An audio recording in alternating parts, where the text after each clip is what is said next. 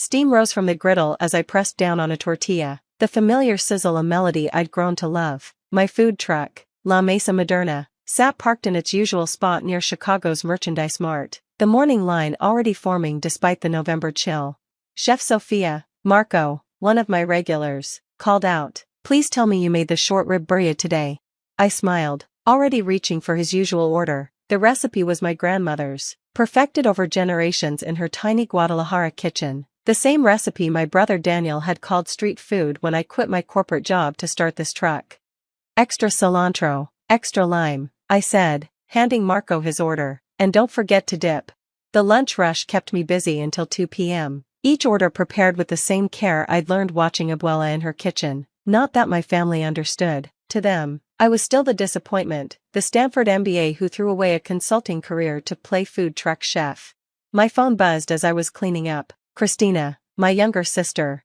"Mom's freaking out," she said without preamble. "You're still coming to Thanksgiving, right? Even though Daniel's hosting at his restaurant?" I finished, scrubbing the griddle with perhaps more force than necessary. "Yes, I'll be there."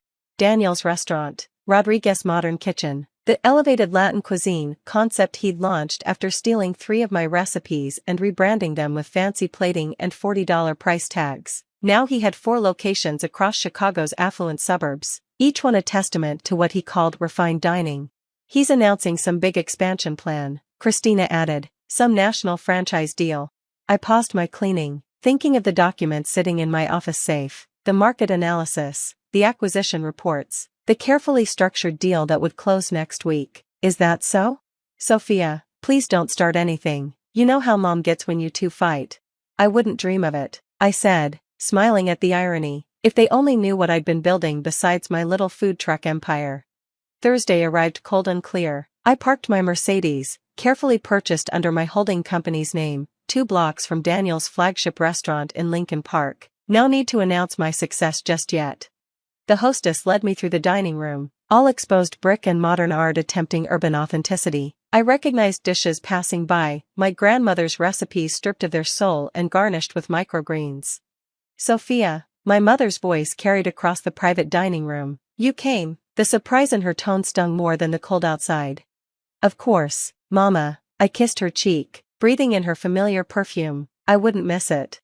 Daniel held court at the head of the table, his chef's jacket pristine despite the holiday. "Well, if it isn't the food truck queen," he smirked. "How's the street food business?" I took my seat, smoothing my simple black dress, Chanel. "Not that anyone here would notice." "Profitable," I replied simply. He laughed. "Right, because there's so much money in $5 tacos."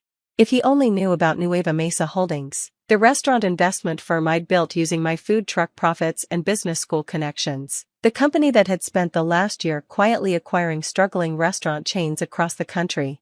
"Actually," Christina interjected, ever the peacemaker, "Sophia's truck won that award last month." "What was it called?" "Best Food Concept in Chicago," I supplied, though I'm sure Daniel's heard of it. His restaurants have been nominated 3 years running without winning. Daniel's jaw tightened, but before he could respond, our father raised his glass, a toast, to Daniel's big announcement. "Yes," Daniel's smile returned as he stood. "I'm proud to announce that Rodriguez Modern Kitchen is going national, 20 new locations in the next year, backed by Premier Restaurant Group." Glasses clinked, Mother dabbed at her eyes. I sipped my wine, thinking of the other announcement coming next week, the one that would reveal Nueva Mesa's latest acquisition, Premier Restaurant Group itself. "Now that's real success," my father beamed. "Not just one little truck, but a national brand." "Sophia, maybe Daniel could give you some pointers, help you move up from street food." I set down my glass. "Actually, I have some thoughts about scaling restaurant concepts. Would you like to hear them?" "Here we go." Daniel rolled his eyes. "Going to lecture us with your MBA wisdom while serving tacos from a truck?" Well, I kept my voice level. I'd start by reviewing the financials more carefully, especially before signing any major expansion deals. Daniel's smile faltered slightly. "What's that supposed to mean?" "Just that Premier Restaurant Group's market position isn't as strong as their prospectus suggests. Their debt-to-equity ratio is concerning, and their last 3 acquisitions have underperformed significantly." The room went quiet. Daniel stared at me, color rising in his cheeks. "How would you know anything about Premier's financials?" I pulled out my phone, checking the time. The market would be closing soon. And with it, the final details of tomorrow's announcement. Let's just say I pay attention to the industry. Right, he scoffed, but I caught the uncertainty in his voice. While you're serving street food from a truck, you're also analyzing multi-million-dollar restaurant groups? Someone has to, I replied mildly, especially when certain companies are overvaluing their assets and underestimating their competition. Sophia, my mother warned, not today, please. I stood, smoothing my dress. You're right, Mama, today's about family, but Daniel? I met his eyes across the table. You might want to hold off on announcing that expansion, at least until Monday's market opening. Is that a threat? He demanded, standing as well. Not at all, just investment advice from your food truck sister. I left them sitting there, confusion mixing with the holiday wine. In less than 4 days, they'd understand exactly what I'd been building while they mocked my little food truck dreams. The weekend passed in a blur of preparations. My legal team finalized the acquisition documents while I oversaw service from my truck, each perfect dish a reminder of why I'd started this journey in the first place. Monday morning, I wore my power suit to park the truck. The same spot as always, the same line of loyal customers, but today was different. Today, everything would change. At 9 a.m. sharp, my phone buzzed. The news was breaking across every financial and food industry channel. Nueva Mesa Holdings acquires premier restaurant group in surprise takeover. Food truck empire builder revealed as mystery restaurant investor. Stanford MBA turns food truck success into national restaurant empire. I served birria tacos and watched the notifications flood in, calls from family members, industry reporters, rival restaurant groups, but the one I waited for came just before lunch rush. Daniel. I let Daniel's call go to voicemail, focusing instead on the perfect fold of a quesadilla as the lunch crowd gathered. Let him sweat a little. After all, he'd made me wait 3 years for recognition. My sous chef Annie handled the window while I checked the messages flooding my phone. Industry analysts wanting comments, restaurant critics requesting interviews. My mother, tears evident in her voice. Sophia, mihija, why didn't you tell us? Finally, a text from Christina. He's coming to the truck. Dad and Mom too. Heads up. I smiled, adjusting my crisp white chef's coat, the one with Chef Sofia Rodriguez, owner CEO embroidered in subtle gold thread. Perfect timing for the next phase of my plan. Annie, I called out, take over the line. I have a meeting. Right on cue, Daniel's Tesla pulled up, our parents in the back seat. They looked oddly small approaching my truck, like actors who'd wandered onto the wrong stage. What did you do? Daniel demanded, his chef's jacket wrinkled, hair unkempt. Gone was the smooth restaurateur from Thanksgiving dinner. Would you like to discuss this here? I gestured to the growing lunch crowd, many filming with their phones. Or in my office? Your office? He laughed bitterly. In the truck? I pulled out my keys, but not to the truck. No, there. I pointed to the gleaming skyscraper behind us. Nueva Mesa Holdings occupies the top 3 floors. The elevator ride was silent. Daniel kept checking his phone, probably watching his expansion dreams crumble in real time. Our parents stayed close together, my mother clutching her designer purse like a shield. My executive suite offered a stunning view of downtown Chicago, the city that had watched me rise from food truck owner to restaurant mogul. A scale model of my next concept sat on a side table, a modern food hall celebrating authentic street food from around the world. Sit. I gestured to the conference table. We have a lot to discuss. How? Daniel burst out. How did you afford all this? You run a taco truck. I run 30 food trucks across 3 cities. I corrected, taking my seat at the head of the table, each averaging $3,000 a day in sales. Do the math, that Stanford MBA is good for something. My father found his voice. But Premier Restaurant Group, they're worth millions. Billions. Actually, I pulled up the acquisition details on the wall screen, though their valuation was inflated. Poor management, overexpanded too quickly, relied too heavily on trendy concepts without substance. Like stealing recipes and calling them elevated cuisine? The words slipped out before I could stop them. Old wounds still stung. Daniel flinched. Sophia, those recipes, I adapted them. You stole them. I corrected. Abuela's birria, her mole, her chilaquiles, stripped them of their history and charged 10 times what they're worth. I made them better. Better? I stood slowly. Let's look at your numbers, shall we? Your Lincoln Park location sales are down 40% this quarter. The Naperville spot hasn't turned a profit in 8 months. Want to know why? I pulled up more data, customer reviews, social media posts, market research. People want authenticity, Daniel, real food, real stories, real connection, not overpriced imitations. So this is revenge? My father demanded, destroying your brother's dream? No, I pressed a button, and new projections filled the screen. This is salvation. Nueva Mesa Holdings isn't just acquiring Premier, we're transforming it. Starting with Rodriguez Modern Kitchen. Daniel's head snapped up. What does that mean?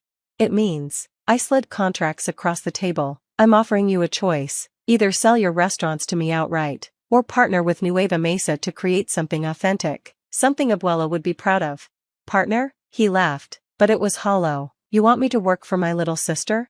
I want you to remember who we are, where we came from. I softened my tone. Remember Sunday mornings in Abuela's kitchen? How she taught us that food isn't just ingredients, it's heritage, it's love, it's family?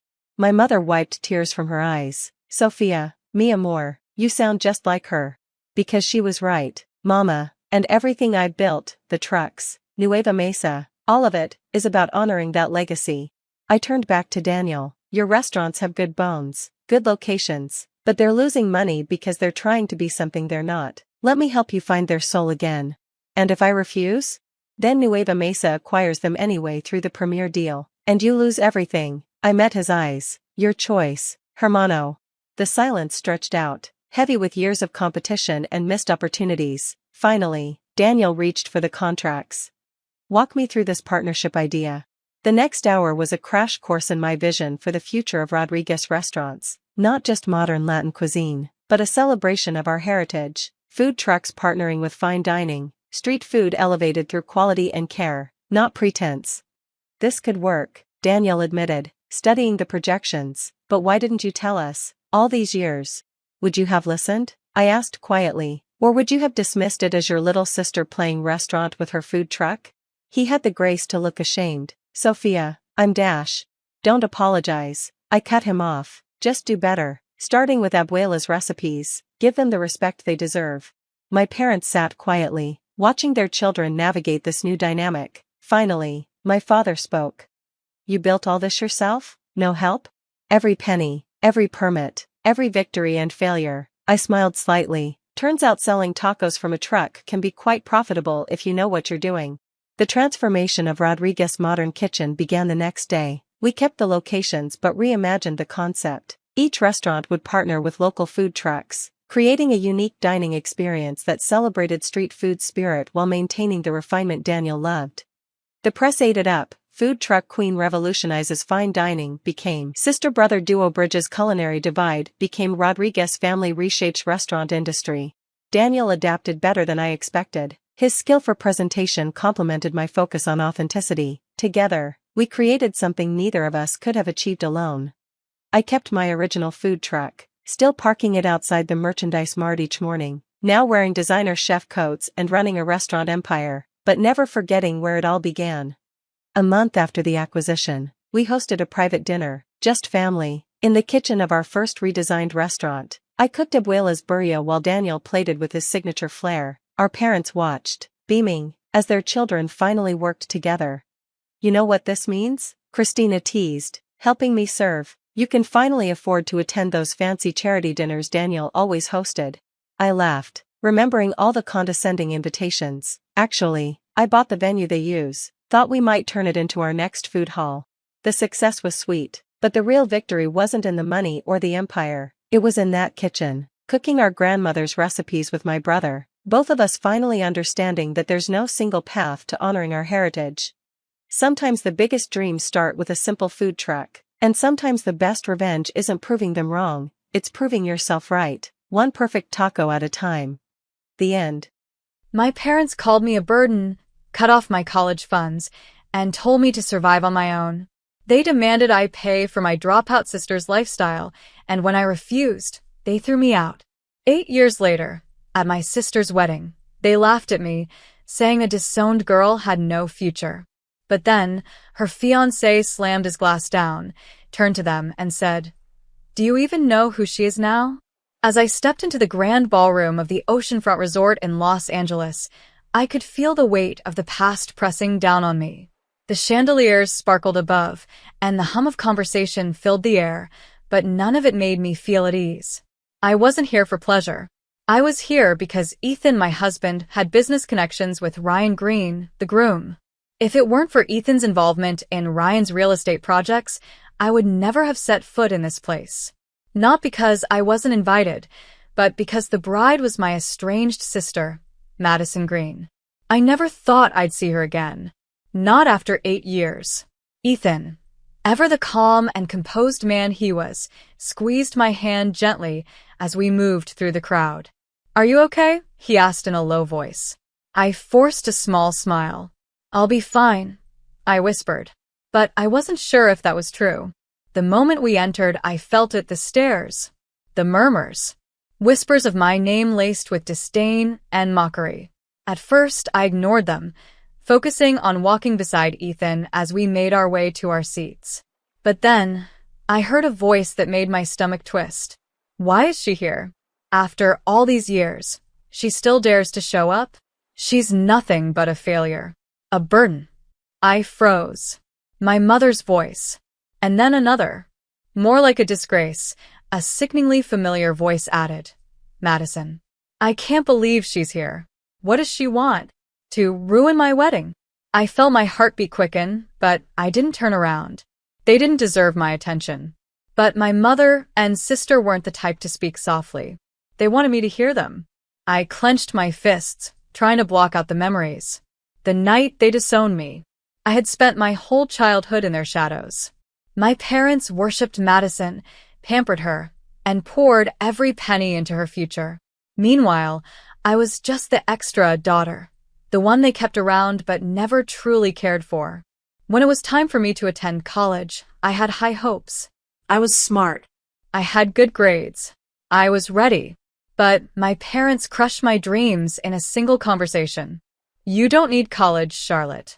Madison does. My father had told me, his tone leaving no room for argument. She's going to do something great with her life. You, on the other hand, it's time you contribute. Contribute. I had repeated, stunned. Yes, my mother had chimed in. You're an adult now. Start working. You'll help support Madison's studies and her lifestyle. They weren't just refusing to fund my education. They were ordering me to work and give my earnings to Madison. I had refused. I had no choice but to refuse. And for that, they threw me out. That was 8 years ago. 8 long years of struggle. I had left home with nothing but a few clothes and a heart full of determination. I worked endless hours, juggling multiple jobs just to survive. But I had something Madison never had, grit. I refused to crumble. I studied on my own, found opportunities, and eventually built my own company in the tech industry. Now, I was a CEO, a successful woman who had built her empire from scratch. And yet, standing in this ballroom, hearing their voices again, I realized they still saw me as the nobody they threw away. Ethan must have sensed my tension because he wrapped an arm around my waist protectively. You don't have to stay, he murmured. I know, I said. But something inside me refused to run. I had done nothing wrong. If anyone should feel ashamed, it was them. At that moment, another voice joined the conversation behind me. Ryan. What's going on? He asked, his voice puzzled. Ryan, you won't believe it. Madison's voice rang out, filled with exaggerated distress. My estranged sister is here. The one I told you about. The disgrace. I turned then, finally facing them. Madison's expression was twisted with fake shock and outrage, but I could see the flicker of something else beneath it. Fear. She hadn't expected me to show up. Ryan, however, looked stunned. His eyes darted between me and Madison as if trying to piece together a puzzle that suddenly didn't make sense. Wait, your sister? Ryan asked, his brow furrowing. Charlotte Carter? Madison's confidence wavered for a split second. Why, yes, she stammered. I told you about her. The one who? The CEO? Ryan cut her off, his expression shifting. The color drained from Madison's face.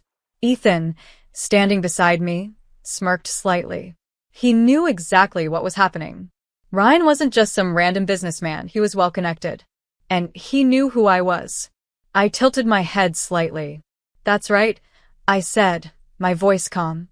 Charlotte Carter, CEO of Carter Innovations. The silence that followed was almost deafening. Ryan's shock turned into something else, realization. He looked back at Madison, who was visibly panicked now. "You told me she was a failure," Ryan said slowly. "You said she was useless. That she was a burden." Madison opened and closed her mouth, but no words came out. She had lied, and Ryan had just figured it out. I held Ryan's gaze for a moment before turning to Madison. "You always did love rewriting history," I said softly. "But the truth has a funny way of catching up, doesn't it?" Madison's hands clenched into fists, her face turning red with fury. "You don't belong here," she snapped. "Neither do you," I replied smoothly. "Because if I recall, this venue is owned by Carter Enterprises. And Ethan has an office here." Madison's eyes widened in horror. She hadn't known. This resort, the place she chose for her grand wedding, was partially owned by my husband's company. The irony was delicious. I didn't wait for her response. Instead, I turned to Ethan and smiled. "Shall we get a drink?" Ethan chuckled, his eyes filled with pride. "Absolutely." As we walked away, I could still feel Madison's burning glare on my back. But it didn't matter. For the first time in years, I wasn't the one who felt small. And that was just the beginning. I could still feel Madison's burning glare on my back as Ethan and I walked toward the bar. The weight of the moment lingered, but I refused to let it pull me down. I had been through worse. My past had shaped me, but it no longer controlled me. Ethan ordered a drink, keeping his arm around me as if silently reminding me he was there.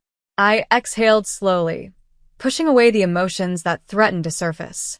I had faced Madison and my mother again after 8 years. The moment I had dreaded had come, and yet I was still standing. "Charlotte." I turned at the sound of my name, finding Ryan standing a few feet away, his expression unreadable. Behind him, Madison lingered near the entrance, still glaring, while my mother spoke in hushed but frantic whispers to my father. The perfect family image they had always projected was starting to crack. Ryan hesitated for a moment before stepping closer. "I had no idea you were you," he admitted, running a hand through his hair. "When Madison talked about you, she made it seem like you were some kind of nobody." I smiled, though there was no humor in it. "That's how she always saw me," I said. "How they all did." Ethan's grip on his glass tightened. He hated hearing how they treated me. He had always told me he wished he had met me sooner, that he would have taken me away from them years ago. But I had to build myself up on my own. Ryan looked between me and Ethan, realization setting in. "Madison told me she had a successful older sister," he admitted. "But she said you married into your success, that you latched onto a wealthy man and lived off his fortune." Ethan let out a low, amused chuckle, while I merely raised an eyebrow. "Is that what she told you?" I mused. "Interesting. Because I built my company before I ever met Ethan." Ryan blinked, clearly caught off guard. "Wait, so Carter Innovations is mine?" I finished for him. His mouth opened slightly, then closed again. He turned and stared at Madison, who was now looking like she wanted the ground to swallow her whole. "Madison?" Ryan's voice was sharper now. "You told me she was nothing, that she was a failure." Madison forced a laugh, though it came out shaky. "Oh, come on, Ryan. Are you really going to believe her over me?" She stepped forward, placing a hand on his arm. "I told you, she's always been manipulative. That's what she does." Ryan pulled his arm away, his face now filled with something colder, suspicion. "And you told me you graduated from college," he said slowly. "You told me you had a business degree." A horrible silence fell over the room. Madison's face drained of color. I tilted my head slightly, waiting to see how she would play this. Madison had always been a skilled liar. She could twist any situation in her favor. But tonight, she had no control over the narrative. I did graduate," she stammered. "Ryan, don't be ridiculous." "Then prove it," Ryan challenged, pulling out his phone. "What's the name of your university? I'll call them right now." Madison's panic was instant. Her hands clenched at her sides, and her eyes darted toward our parents as if searching for help. But my mother and father were frozen in place, their expressions unreadable. For once, they weren't coming to her rescue. "Ryan, stop," Madison snapped. "This isn't the time for this. It's our wedding day." "You're right," Ryan said coolly. "It is. And I'd like to know if my wife has been lying to me before I say I do." I folded my arms, waiting. Madison was running out of ways to escape. Then, in a move so desperate it was almost laughable, she lunged at Ryan's phone, trying to snatch it from his hands. The next few seconds felt like slow motion. Ryan jerked back, but Madison was determined. She grabbed the phone, raised it high, and then slam. She threw it to the ground, the screen shattering on impact. The room fell into dead silence. Everyone had seen it. Every single guest in that ballroom had just witnessed the bride lose all control. Madison's breath was ragged, her chest rising and falling quickly. For a moment, she looked wild, like a trapped animal. Ryan stared at her, his expression unreadable. But I could see the moment it clicked for him, the moment he truly understood. "You lied," he murmured. Madison opened her mouth, but no words came out. Ryan exhaled sharply, then turned and walked away. Just like that. He didn't yell. He didn't argue. He was done. The realization hit Madison like a punch. "Ryan, wait," she cried, chasing after him. I watched them go, my stomach tightening. I knew what would come next. This wasn't just about me anymore. This was about Madison's entire web of lies unraveling, and there was no way to stop it now. I turned toward my parents, expecting to see rage. But instead, I saw something else. Fear. They knew. They knew that if Madison's lies were exposed, it would only be a matter of time before theirs were. 2. Ethan leaned closer to me, murmuring in my ear, "Do you want to leave?" I thought about it. I had already won. Madison had destroyed herself. My parents were watching their perfect family image crumble. And yet, a part of me wanted to stay just a little longer. Because this wasn't over. Not yet. The room still buzzed with whispers long after Madison and Ryan had disappeared from sight. I could feel eyes darting toward me, toward my parents, toward the shattered remains of Ryan's phone lying on the marble floor like a symbol of Madison's self-destruction. Yet, I remained still, my fingers lightly tracing the rim of my glass as I watched the chaos unravel. Madison had always been reckless, but this time, she had destroyed herself completely. She had spent years crafting a perfect image, a brilliant, well-educated woman married into wealth. But tonight, the entire foundation had cracked. And the best part? I hadn't lifted a single finger to make it happen. I felt Ethan lean in again, his voice calm but firm. "Charlotte, we can leave now." I considered it. I had already seen enough. Madison was spiraling, Ryan was no fool, and my parents, well, they had finally felt the consequences of their choices. But something kept me planted to the floor. Not vengeance. Not even satisfaction. Just closure. I turned my attention to my parents. They had been uncharacteristically silent, their faces rigid as they tried to process what had just happened.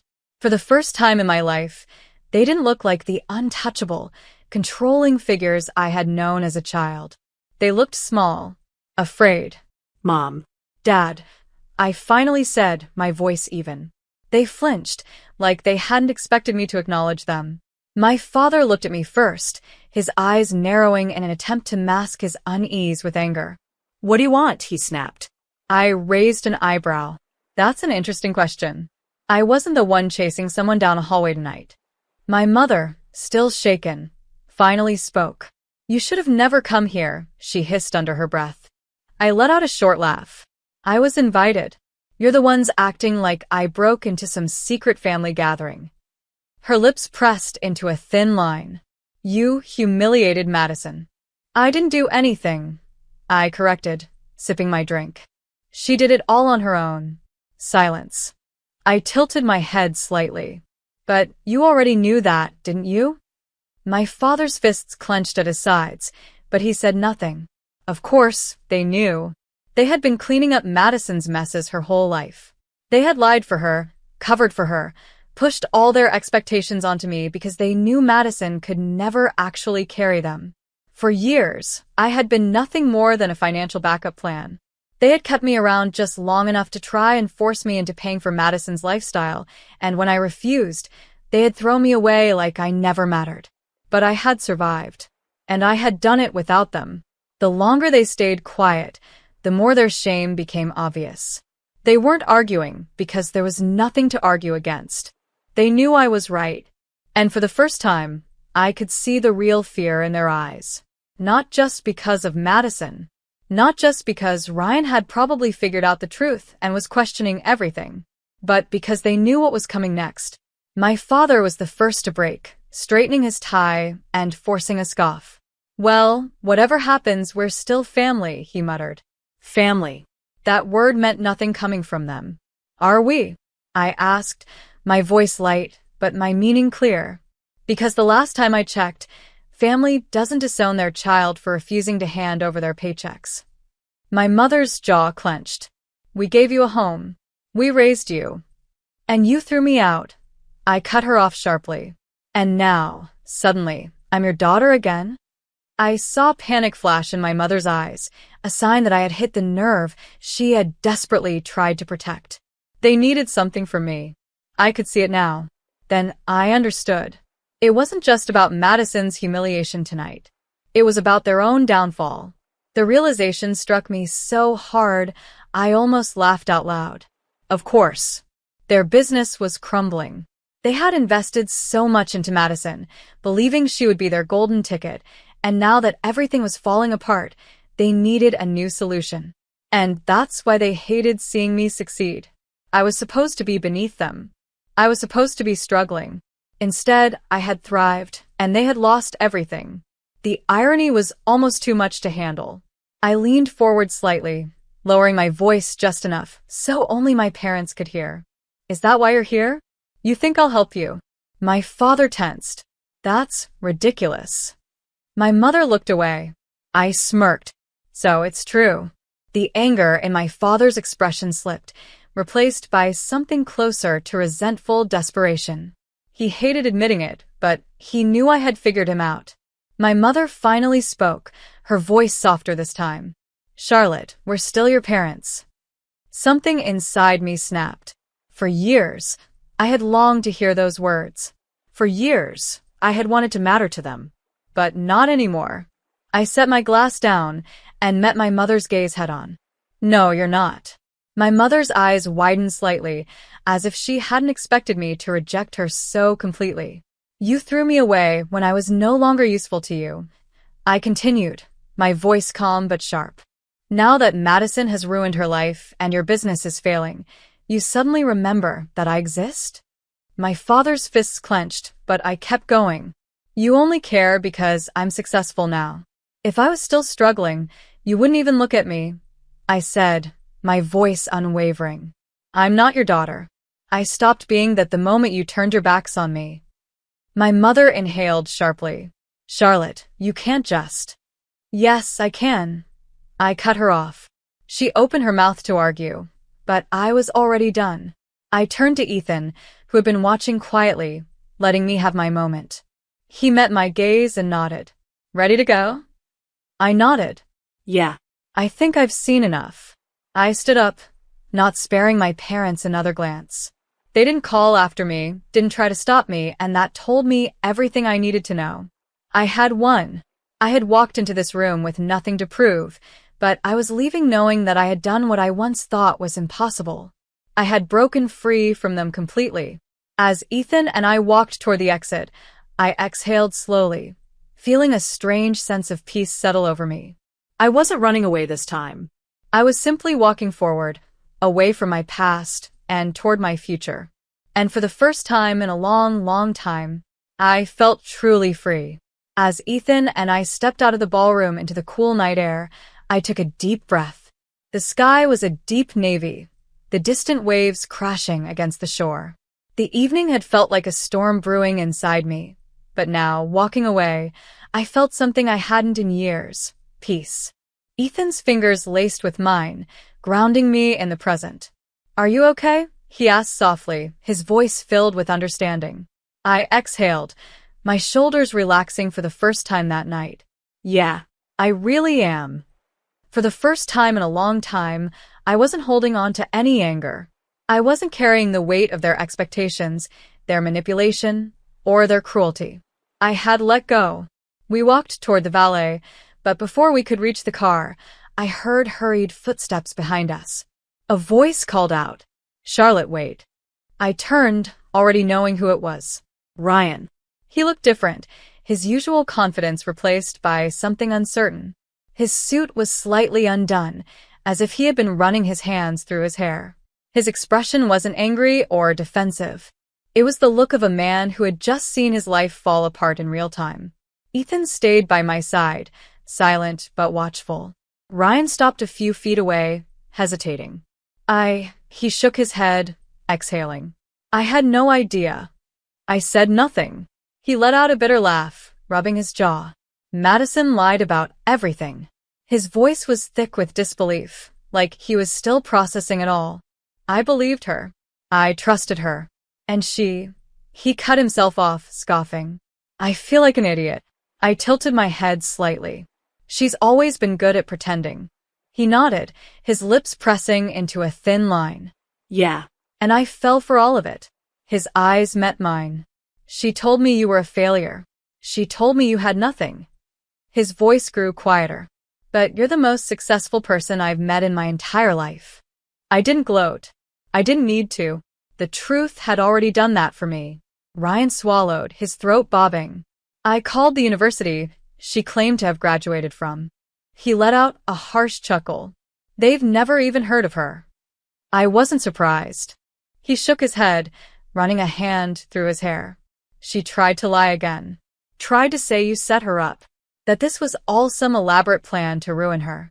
That actually made me laugh. Madison was always good at rewriting reality.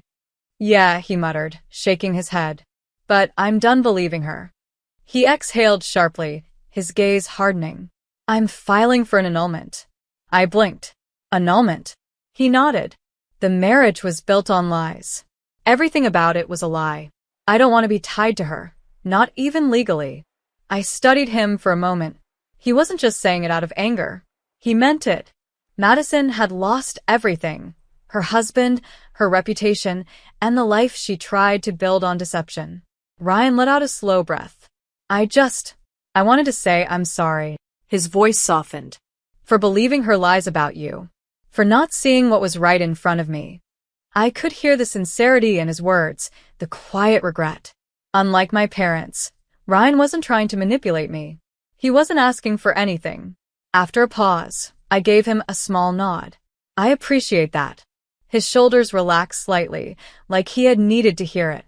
Ryan nodded one last time before stepping back. Take care, Charlotte. You too. And with that, he turned and walked away, disappearing into the night. Ethan squeezed my hand gently. Ready to go home?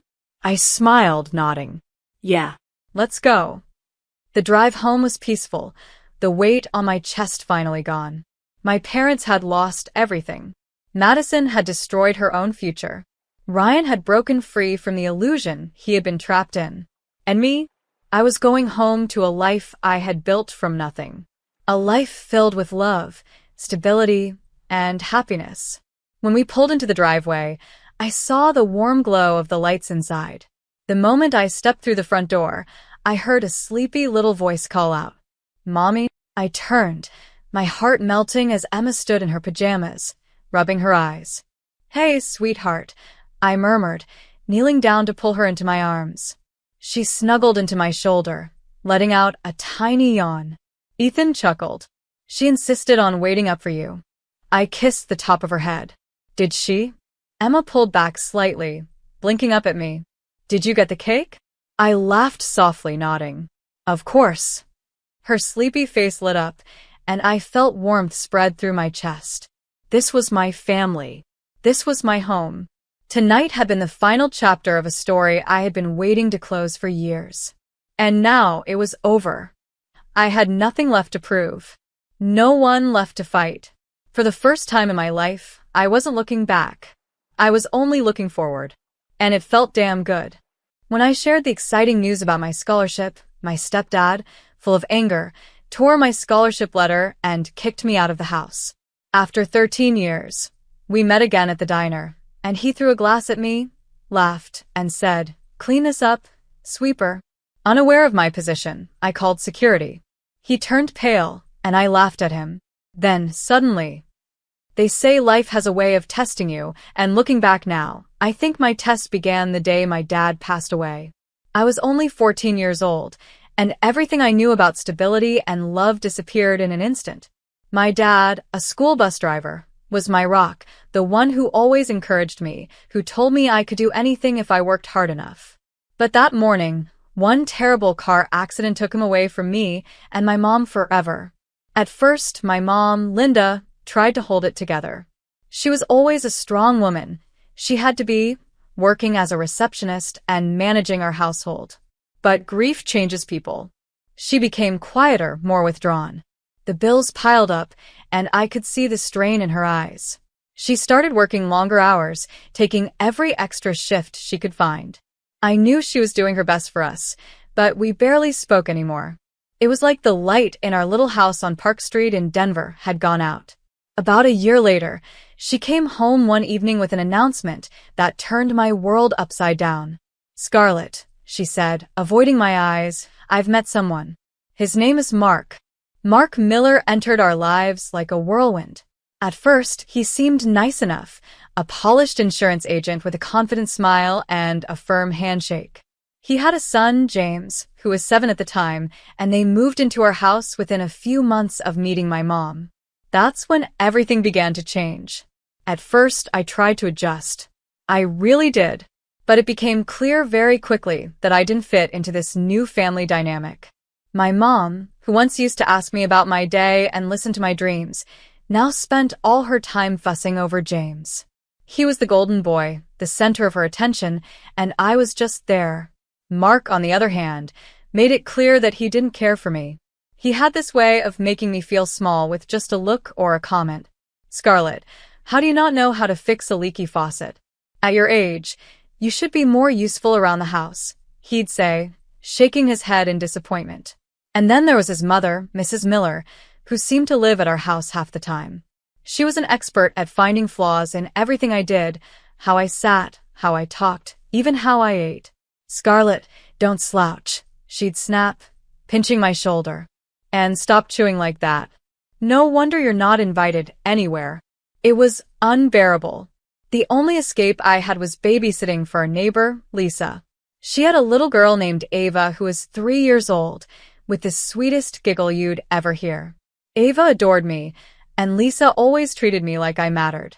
"You're so good with her, Scarlett," Lisa would say. "You've got a real knack for this."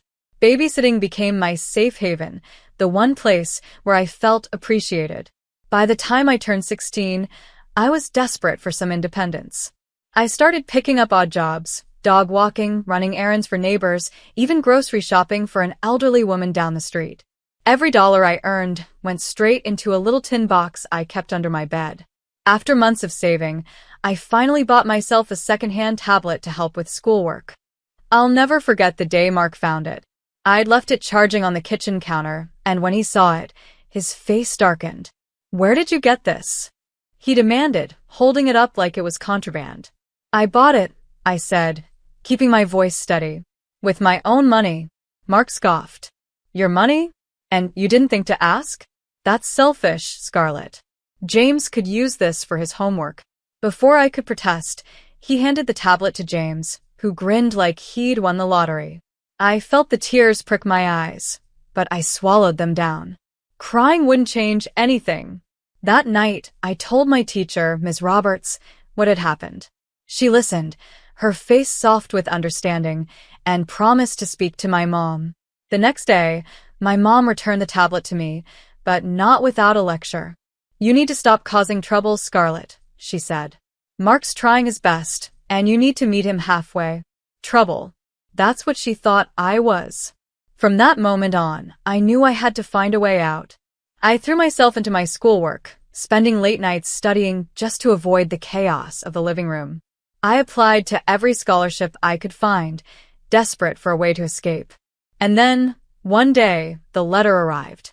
A partial scholarship to a college in Boulder. It wasn't everything, but it was enough. For the first time in years, I felt like I could see a light at the end of the tunnel.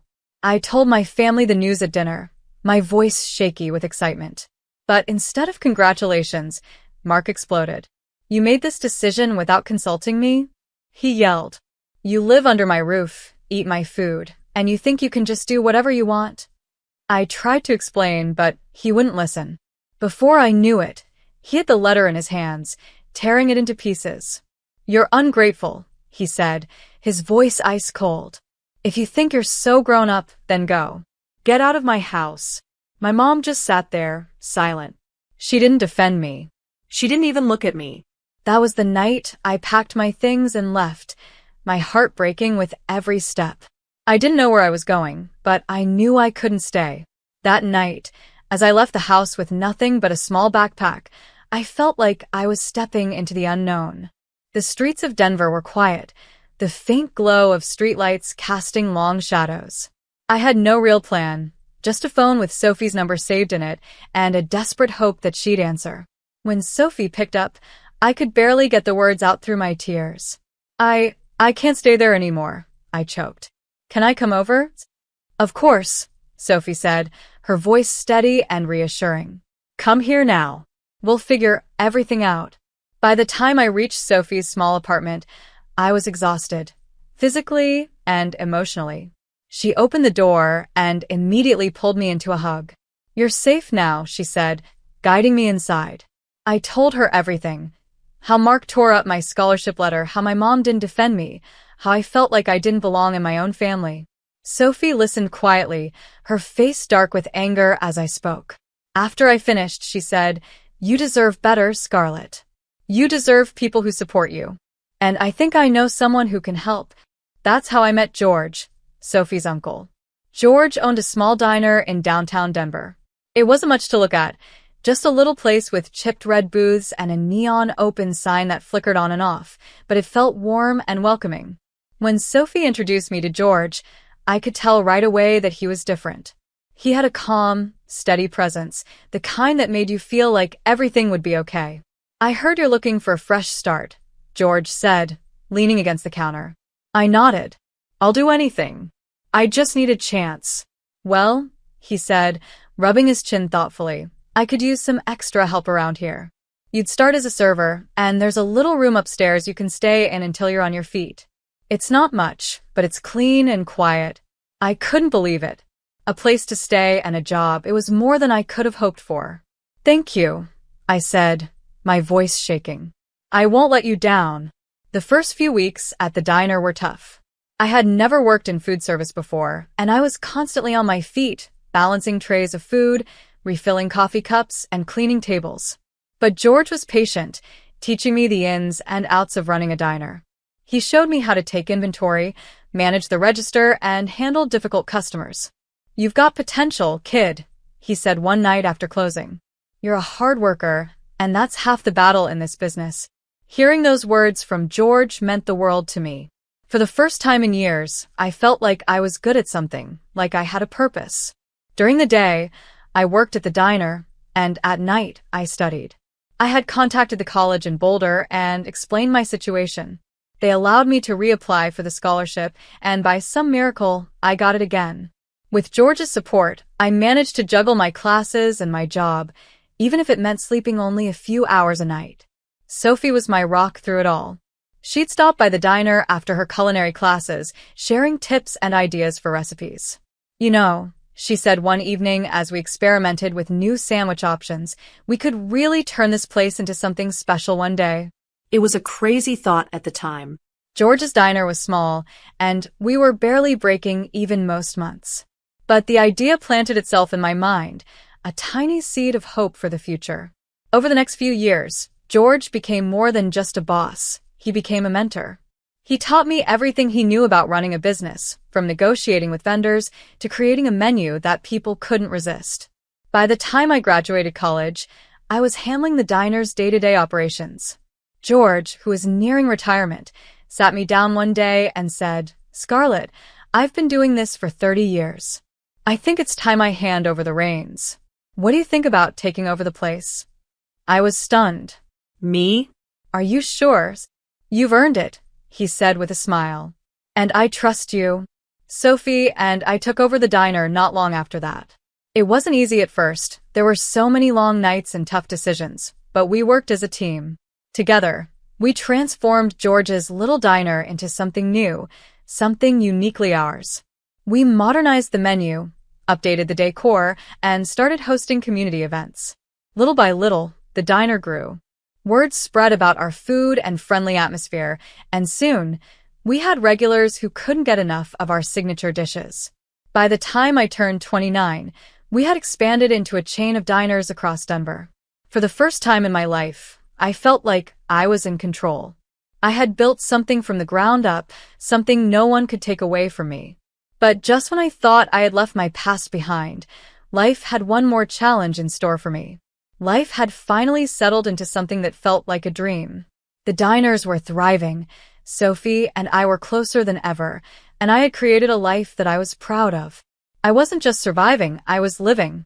But life has a way of testing you, even when you think the hardest parts are behind you. My past came crashing back into my life one Friday evening, when I least expected it. It was a typical busy night at the original diner, the one Sophie and I had taken over from George. The tables were full, the kitchen was buzzing, and the scent of burgers and fresh pie filled the air. Sophie was in the back, managing the kitchen staff, while I was making rounds in the dining area, greeting customers and checking on their meals. That's when I saw them. Sitting at a large table in the corner was my mother, Linda. Next to her sat Mark, looking as smug and arrogant as ever, and beside him, James, now a grown man, laughing with a group of people I didn't recognize. My stomach dropped. I froze for a moment, my mind racing. What were they doing here? I hadn't seen or spoken to them in years, and yet here they were, in my diner of all places. I wanted to walk away, to hide in the kitchen until they left, but something inside me refused to back down. Taking a deep breath, I walked over to their table, keeping my expression neutral. "Good evening," I said, my voice steady. "Welcome to our diner. Is everything to your liking?" Mark's head snapped up, and for a moment, I saw confusion flicker across his face. Then recognition set in, and his smirk returned. Well, he said, leaning back in his chair. "If it isn't little Scarlett. I didn't realize you worked here. What happened? Couldn't make it in the real world." I ignored the jab, keeping my professional demeanor intact. "I'm the owner of this diner," I said calmly. "If there's anything you need, feel free to let me know." Mark's smirk faltered for a split second, but then he laughed, a loud, mocking sound that made my skin crawl. "The owner," he said, shaking his head. "Sure, Scarlett. Whatever helps you sleep at night." I glanced at my mom, hoping for some acknowledgement, some sign that she was proud of what I'd accomplished. But she wouldn't meet my eyes.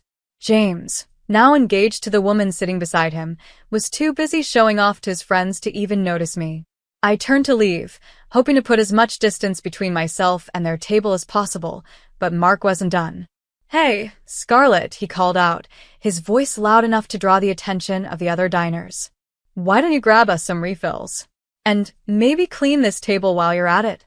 I felt my hands clench into fists, but I forced myself to stay calm. "I'll have one of my staff assist you," I said, and turned away. That's when it happened.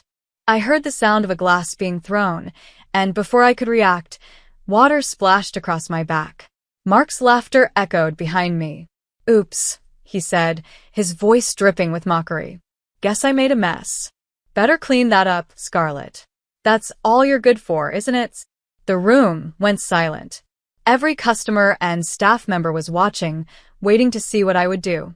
My heart was pounding, my cheeks burning with anger and humiliation.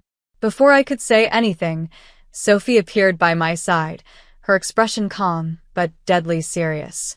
She turned to Mark and said, loud enough for everyone to hear, "You should know that Scarlett is the co-owner of this diner, as well as the entire chain. Your behavior is unacceptable, and we have a zero-tolerance policy for abusive customers. Mark's face turned pale. He looked around, realizing for the first time that everyone in the diner was staring at him. His smugness evaporated, replaced by embarrassment. I straightened my shoulders and found my voice. "Staff, please call security," I said, my tone firm. "Mr. Miller and his party are no longer welcome here. Escort them out immediately." The security team, who we kept on call for large events, arrived within minutes. They escorted Mark, Linda, and James out of the diner as the rest of the guests watched in stunned silence. My mother didn't say a word to me. She simply followed Mark out, her head down. The tension in the room eased once they were gone, and one by one, the customers resumed their meals. Sophie placed a reassuring hand on my shoulder. "You handled that like a pro," she said. But I didn't feel like a pro. My hands were still shaking as I went to the back office to compose myself.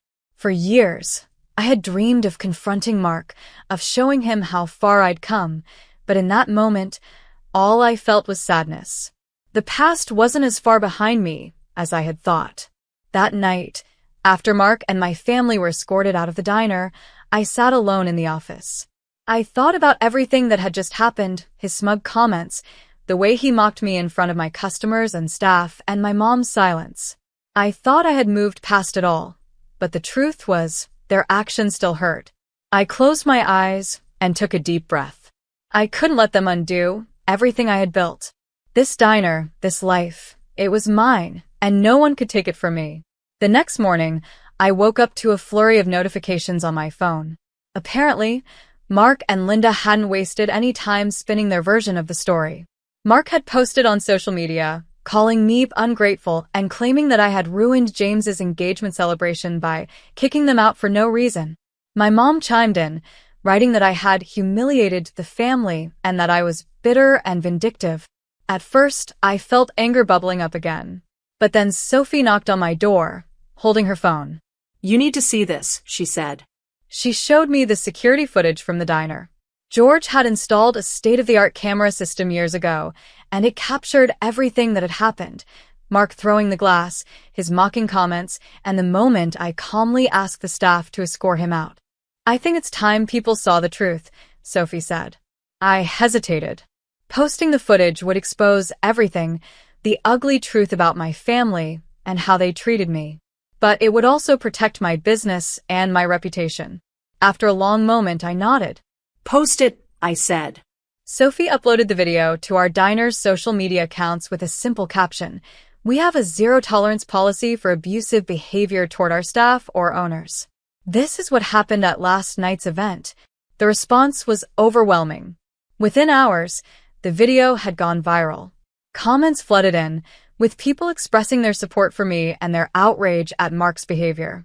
"I can't believe anyone would act like that in a public place," one person wrote. "This owner handled it so professionally."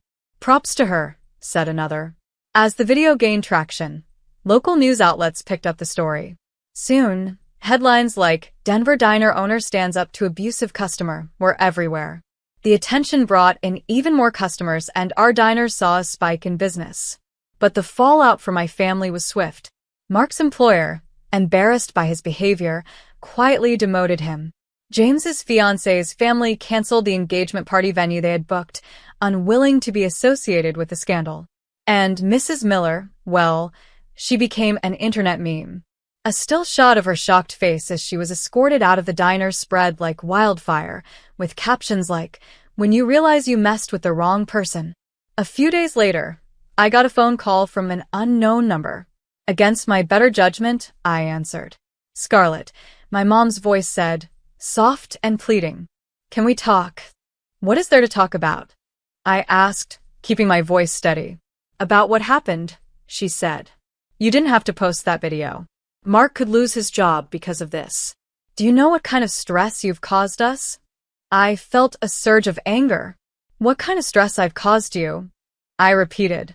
"Do you have any idea what you and Mark have put me through? You stood by and watched while he tore me down over and over again, and now you want me to feel guilty?" "I don't owe you anything, Mom." "Not anymore." She was quiet for a long moment. Then she said, "I just wanted us to be a family."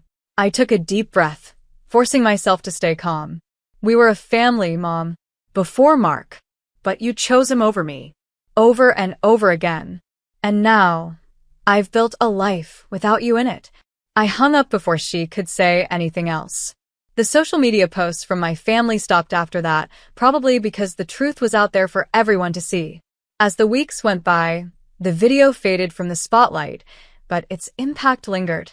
I pinned it to the top of our diner's page, not as a way to dwell on the past, but as a reminder, to myself and to others, that standing up for yourself is always worth it. As I look back now, I realize that moment in the diner wasn't just about Mark or my family. It was about reclaiming my voice and finally letting go of the pain they caused me.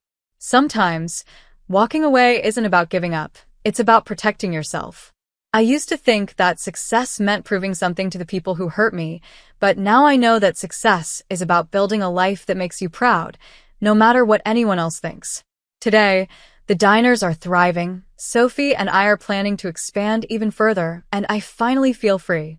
My story isn't one of reconciliation, but it is one of resilience. I don't know what the future holds, but I do know this. I'll never let anyone make me feel small again. At 9, I was thrown into the freezing rain like trash. Bruised, broken, and betrayed. My parents thought I'd disappear forever. But years later, I returned, not for love, but for revenge. What I did next left them begging. You won't believe how it ends. My name is Leah Carter, and I want to tell you about the night my life changed forever. I was only 9 years old, but I remember every moment like it happened yesterday. People always think childhood is supposed to be full of laughter, toys, and bedtime stories. Mine was different. Mine was built on silence, fear, and pretending to be someone I wasn't, just to feel wanted. We lived in a huge house in a quiet, wealthy neighborhood in Austin, Texas. From the outside, it looked perfect. White fences, spotless gardens, shiny black cars parked in the driveway. But once you stepped inside, the air got cold. The walls were polished, the furniture untouched, and everything had its place except me. My parents, Victor and Elaine Carter, ran a chain of luxury home decor stores. They were well known in our community, dressed in designer clothes, always smiling for magazine features or charity events. People thought they were kind, generous, and successful, but they didn't see what happened behind closed doors. My parents only valued 2 things, perfection and appearances. And I was neither. My younger sister, Emily, she was their golden child. 2 years younger than me, but always praised like she was royalty. She played piano without missing a note, never spilled her juice, never forgot her manners. She was delicate and obedient, everything I wasn't. I was clumsy, curious, always asking questions. If I tripped or dropped something, my mother would hiss under her breath, "Why can't you be more like your sister?" I tried, I really did. I practiced smiling in the mirror just the way Emily did. I sat with my back straight, folded my hands, even stopped talking too much. But no matter what I did, it was never enough. There were no bedtime hugs, no kisses on the forehead, only cold stares, sharp words, and pressure, always pressure. My father, Victor, had this way of looking at me like I was a stain he couldn't clean off his shirt. And my mother, Elaine, well, she acted like she didn't even have 2 daughters. Just Emily. I remember the night everything finally broke. It had been storming all day, thunder shaking the windows, rain slapping the glass. I was dusting the living room, something they made me do every evening, even though I was just a kid. And then, it happened. I accidentally knocked over a tall, narrow glass vase standing by the fireplace. I heard it hit the floor before I could even react. The shattering sound was loud, like 100 tiny explosions. I froze. My heart dropped into my stomach. I didn't know what to do. I just stared at the broken pieces scattered across the floor like jagged ice. A few seconds later, my father's footsteps came thundering down the hallway. His face was already red when he saw the vase. I tried to speak, tried to say it was an accident, but I couldn't get a word out. "That vase cost $3,000, he roared. "Do you have any idea what you've done?" I opened my mouth, but then it happened. His hand flew out, and slapped me across the face, so hard my ear rang. I stumbled back, tears welling in my eyes, one hand pressed against my burning cheek. "Get out," he said, his voice low and dangerous. I blinked. What? "You heard me," he growled. "Get out of my house." I turned to my mother, standing at the end of the hallway. She had been watching. She didn't say a word. She didn't even blink. "Elaine," I whispered. "Mom." She just turned away. I don't know how long I stood there before I realized he meant it. He wasn't going to change his mind. No one was going to stop him. I grabbed my thin coat from the hallway, slipped on my shoes with trembling hands, and stepped out into the storm. The rain hit me like needles, soaking me within seconds. My skin burned where he had slapped me. My chest felt like it was caving in. I kept walking because I didn't know where else to go. I didn't cry. Not at first. It was like I had no more tears left to give. The streets were empty, just glowing streetlights and puddles reflecting them like mirrors. My legs hurt. My clothes stuck to my body. I was 9 years old and alone in the middle of a storm. I didn't understand why. Why wasn't I enough? Why didn't they love me? I don't know how far I walked or how long I wandered. But eventually, a truck pulled up beside me. The window rolled down, and a familiar voice called out, "Leah?" I turned my head, squinting through the rain. It was Uncle Rob. "Uncle Rob," I whispered. He jumped out of the truck and rushed over. He pulled off his jacket and wrapped it around me. His arms were warm, solid, and for the first time that night, I felt safe. "What are you doing out here?" he asked, kneeling to my level, brushing the wet hair from my face. "Why are you alone?" "They kicked me out," I said. My voice cracked. "Dad hit me. I broke something." He got mad. Uncle Rob didn't say a word for a moment. His jaw clenched and his eyes darkened. "Get in the truck," he said softly. "You're coming home with me." He drove us through the storm, his hands gripping the steering wheel tighter than I'd ever seen. His small house was warm and messy, full of blankets and the smell of old coffee. It wasn't like my parents' house, but it felt real. It felt like something I'd never had. He didn't ask a lot of questions that night. He just gave me dry clothes, made me a cup of hot cocoa, and told me I could sleep in his guest room for as long as I needed. He said I wasn't going back there. Not unless I wanted to. And I knew I didn't. That night, lying in a warm bed, I listened to the rain outside. I didn't cry. I didn't beg for them to come find me. I just stared at the ceiling, my cheeks still sore, and thought, maybe this is what freedom feels like. I didn't know what tomorrow would bring. I didn't know how I'd explain any of this. But one thing was clear. My old life was gone. And for the first time in years, I was okay with that. Living with Uncle Rob was like waking up from a long nightmare I didn't know I was in. At first, I kept waiting for the rules to start.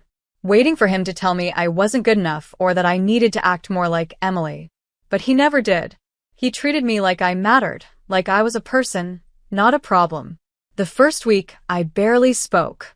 I was still scared, still waiting for the floor to crack open and send me right back to that cold, silent house.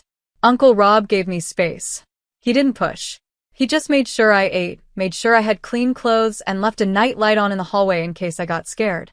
It was the smallest thing, but no one had ever done that for me before. Eventually, I started to come out of that shell. Uncle Rob enrolled me in a new school across town, and for the first time, I walked into a classroom where no one knew me as the disappointment. I wasn't compared to Emily. I wasn't already labeled. I was just Leah. It was hard at first. I was behind in some subjects and nervous all the time, afraid to say the wrong thing or mess up. But slowly, I began to grow. I made a friend named Kayla in 6th grade who sat with me at lunch and let me borrow her colored pens. We laughed about dumb things, made silly drawings, and shared secrets. It was small, but it mattered. Uncle Rob would ask me how school was every day, and he actually listened when I answered. He came to parent-teacher conferences and school plays. Even when I had a tiny role in the background, he cheered like I was the star. I started to feel proud of myself. Not because I was perfect, but because I was trying. Years passed, and I began to understand more about the kind of people my parents really were. Rob told me once, in the calmest voice, "Your mother was always hard. But after she married your father, it got worse." I tried to stay close, but she shut me out. I wasn't going to watch them destroy another life. I think that's when I realized he had saved mine. By the time I turned 16, I knew what I wanted to do with my life. I wanted to help people, kids like me, especially. I started volunteering at a local shelter, helping organize donated clothes and serve meals. It made me feel useful. It made me feel alive. When I was 19, I got accepted into a small community college on a scholarship. I cried when I got the letter. Not because of the school, but because I had made it there on my own. No help from Victor. No fake praise from Elaine. Just me. I started working part-time at a social service center near campus, assisting with youth programs. I sat with kids who had been through things I understood too well: shame, fear, abandonment. I didn't have all the answers, but I listened. Sometimes, that's all someone needs. Then one evening, while I was sorting old journals in a box at Rob's house, my phone buzzed. The screen showed a name I hadn't seen in years: Emily. I froze. I didn't even know she had my number. I almost didn't answer. But something made me tap the screen. "Leah?" Her voice was quiet, almost nervous. "It's me." I didn't say anything for a moment. Hearing her voice felt strange, distant. "I found your journals," she continued. "The ones you left behind. In the attic." I read them. I sat down slowly. "You weren't supposed to." "I know. I shouldn't have," she interrupted. "But Leah, I had to know the truth. And now I do." The line went silent for a moment, and then she whispered, "They're doing it to me too." I felt something twist in my chest. "What do you mean?" "They won't let me make any decisions," she said. "They told me I can't be a photographer, that it's a waste of talent. Dad's trying to make me work at the stores, and Mom's, she's trying to set me up with this guy I barely know, just because he's from a wealthy family." A rush of emotions hit me all at once: shock, anger, even sadness. For years, I thought Emily was their perfect angel. I thought she had everything. But now I realized she had just been their puppet. "I don't want to end up like them," she said.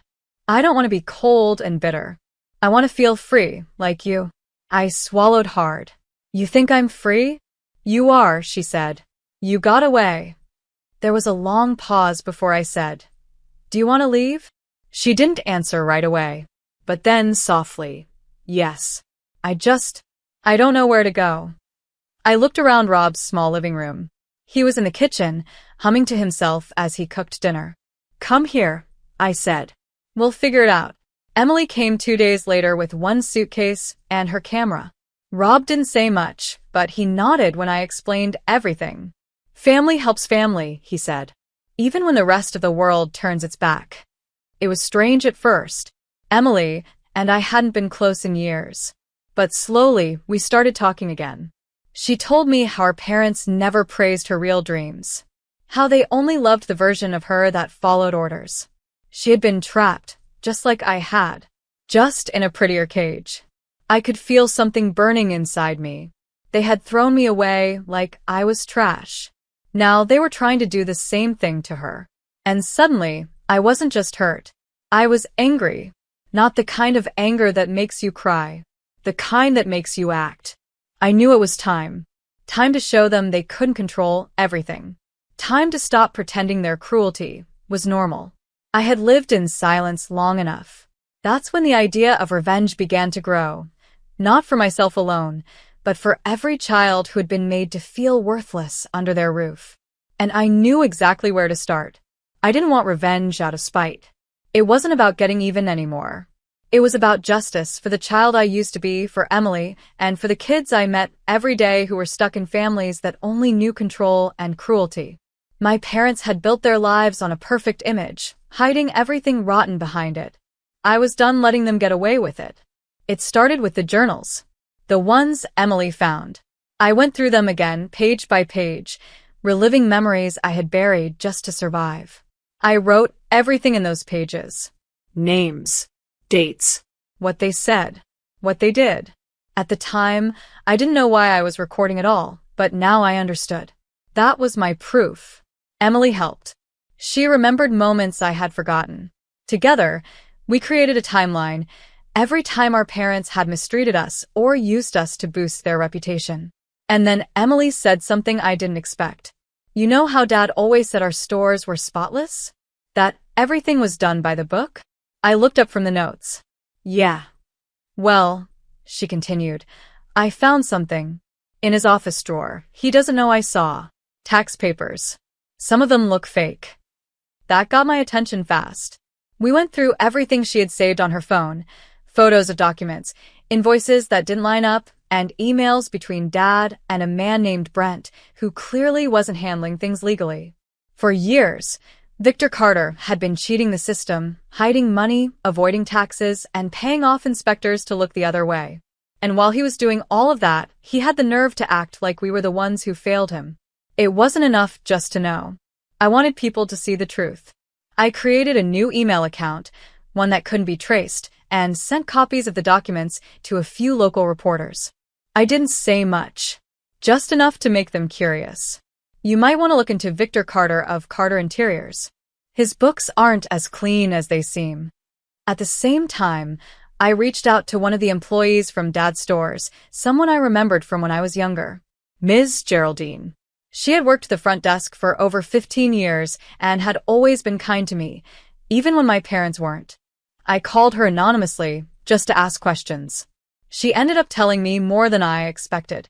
He treats the staff like they're machines, she said. No overtime pay, constant pressure. He fired 3 people last year for asking about their bonuses. I added that to the list. By the end of that week, 3 different news outlets had received enough dirt to dig deep, and they did. It started with a small article on a local blog.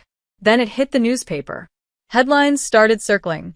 Austin business tycoon under investigation for tax fraud. Our parents didn't know it was us at first, but we knew it was only a matter of time before they suspected.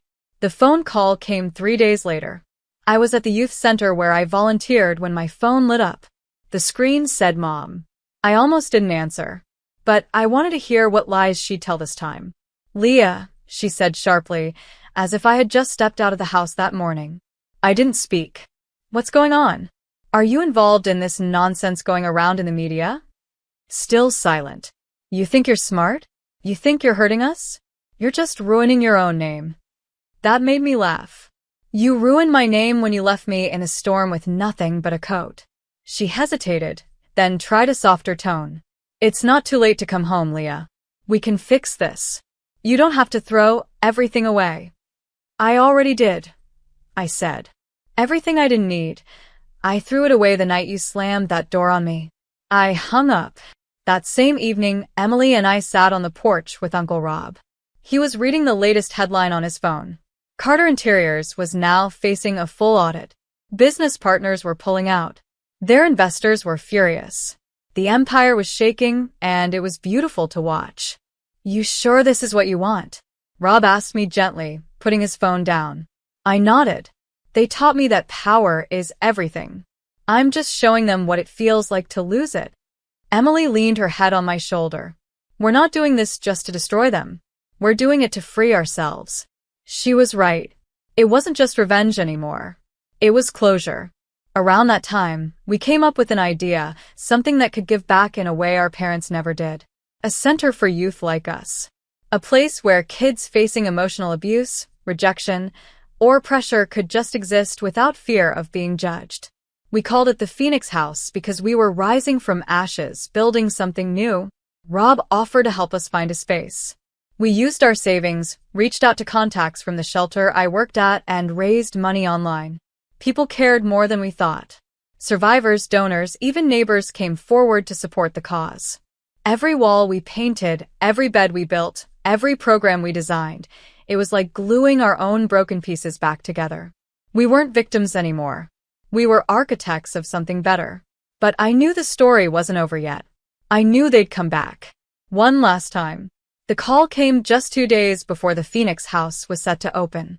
I was sitting on the floor, surrounded by boxes of books and donated supplies, when my phone rang again. This time it was my father. I didn't want to answer. My heart thudded in my chest, and part of me thought about throwing the phone across the room. But I needed to hear it. I needed to know what he'd say now that everything was falling apart around him. "Leah," he said as soon as I picked up. His voice was low, tired. "We need to talk." I stayed silent. "Look, I know things got complicated," he continued, like we were old business partners with a disagreement instead of a father who abandoned his child in the rain. "But this smear campaign, this chaos in the media, it's gone too far. You need to stop." I closed my eyes. "I'm not the one who needs to stop, Dad. Maybe if you had told the truth from the start, you wouldn't be in this mess." There was a pause, then a sigh. "You're bitter. I get that. But you're not helping yourself either. That center you're starting? It's not going to last. You don't have the money, the experience, the heart." I snapped. "Because that's what you never had. And that's the only thing that matters." His voice hardened. "We're still your family, Leah." I felt something inside me break, not from pain, but from the final thread of attachment I'd been holding on to. "You stopped being my family the night you turned your back on me. The night Mom watched you throw me into the storm and did nothing. I don't care what happens to you now. I'm not your daughter anymore." "You'll regret this," he said. "No," I whispered. "I regret ever wanting your love." Then I hung up. I sat there in the quiet for a moment, the weight of it all finally lifting. That was the last piece. The last conversation. I had nothing left to say to them, and they had nothing left to take from me. The day of the Phoenix House grand opening felt like a dream. The small building we had turned into a safe space was decorated with hand-painted signs from volunteers and fresh flowers in jars. Kids from the neighborhood, local supporters, and people from the shelter came to celebrate with us. Uncle Rob stood beside me, holding a cup of coffee and beaming like a proud father. Emily stood on my other side, her camera around her neck, snapping pictures of every smile, every laugh, every hug. For once, the past didn't feel like a shadow over me. It felt like fuel. I gave a small speech that afternoon. Nothing fancy, just the truth. "I was once a girl who thought she had no worth," I said, my voice steady. "I was told I was a failure, a mistake, someone who didn't belong. But I was wrong to believe them. Because here, in this place, with these people, I found something real. And if you've ever felt the way I did, I want you to know, you're not alone. And you are never worthless." People clapped, some even wiped away tears. But for me, the biggest moment came later, when a young girl named Tessa, maybe 12 years old, tugged at my sleeve. "My mom says I'm too loud and weird," she said softly. "She says I ruin everything." I knelt down and looked her in the eyes. "You don't ruin anything, Tessa. You just haven't been heard by the right people yet." She smiled a little, and I knew right then we were doing something that mattered. As the sun began to set, casting golden light through the big windows, Emily walked over and handed me a photo she had just printed. It was a picture of the three of us, her, me, and Rob, standing in front of the center, arms around each other. "They'd hate this picture," she joked. I laughed. Good. That night, the three of us sat on the porch outside Rob's house. No words, just the hum of the night around us. It was peaceful. Whole. A kind of stillness I never thought I'd feel. Emily leaned back and looked at the stars. "Do you think they'll ever change?" I thought about it for a long time. Then I said, "Maybe. But I'm not waiting around to find out." I meant it. The scandal didn't go away for Victor and Elaine. Investigations continued. Their stores slowly closed down. Their name, once printed on banners and gift boxes, faded away, just like they had faded from my life. And I didn't need revenge anymore. I had something better. I had freedom. I look back now, not with pain, but with power. The girl who was thrown into the rain became the woman who built a roof for others. And the family I thought I lost, I built a new one. One that chose me. One that stood by me. One that believed in me. This is my story.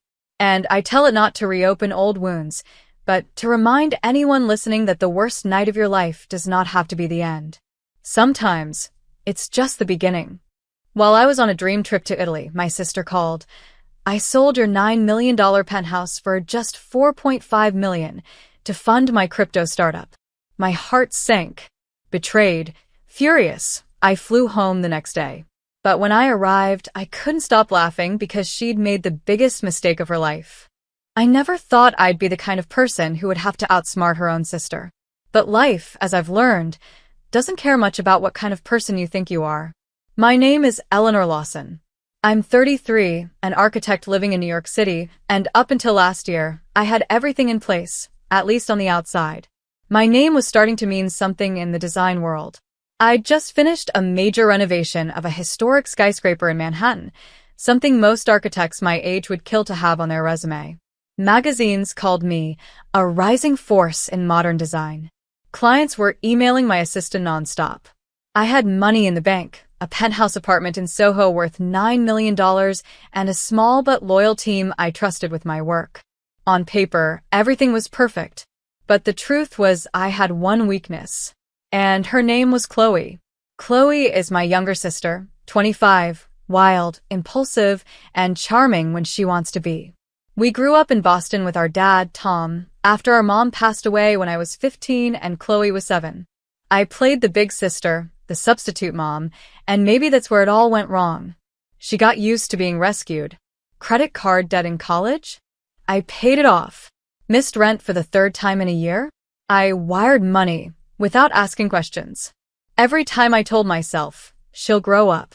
She just needs a little help. But deep down, I knew better. Still, I never cut her off. Maybe out of guilt. Maybe out of habit. So when I told her I'd be gone for 2 weeks at a design conference in Milan, I didn't think twice. I left her a key, only for emergencies, I said, and headed off to Italy, imagining late nights talking about sustainable facades and urban architecture. I felt like I finally had a grip on my life. That illusion shattered on the 10th day of my trip. It was around 3 a.m. in Milan when my phone rang. I was too groggy to read the caller ID before I answered. Eleanor, Chloe's voice whispered. She sounded breathless, nervous. I had to sell it. What? Sell what? The apartment. I had to. My company needed the funds. You're successful. You'll be fine. The call dropped. I sat there, staring at the black screen, heart racing. I booked the next flight home. I landed in New York feeling like a stranger in my own city. I didn't even go to the apartment. I went straight to my lawyer. Within hours, it was confirmed. My apartment had been sold to an overseas buyer. Cash deal. Quick and quiet. All done through forged documents that used my name, my signature. The sale price? $4.5 million. Half its real value. I couldn't breathe. This wasn't just betrayal, it was robbery. And from my own sister.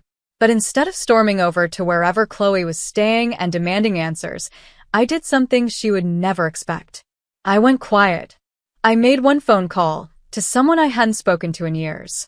Alex Mercer, 38, former cybersecurity specialist, now a private digital investigator.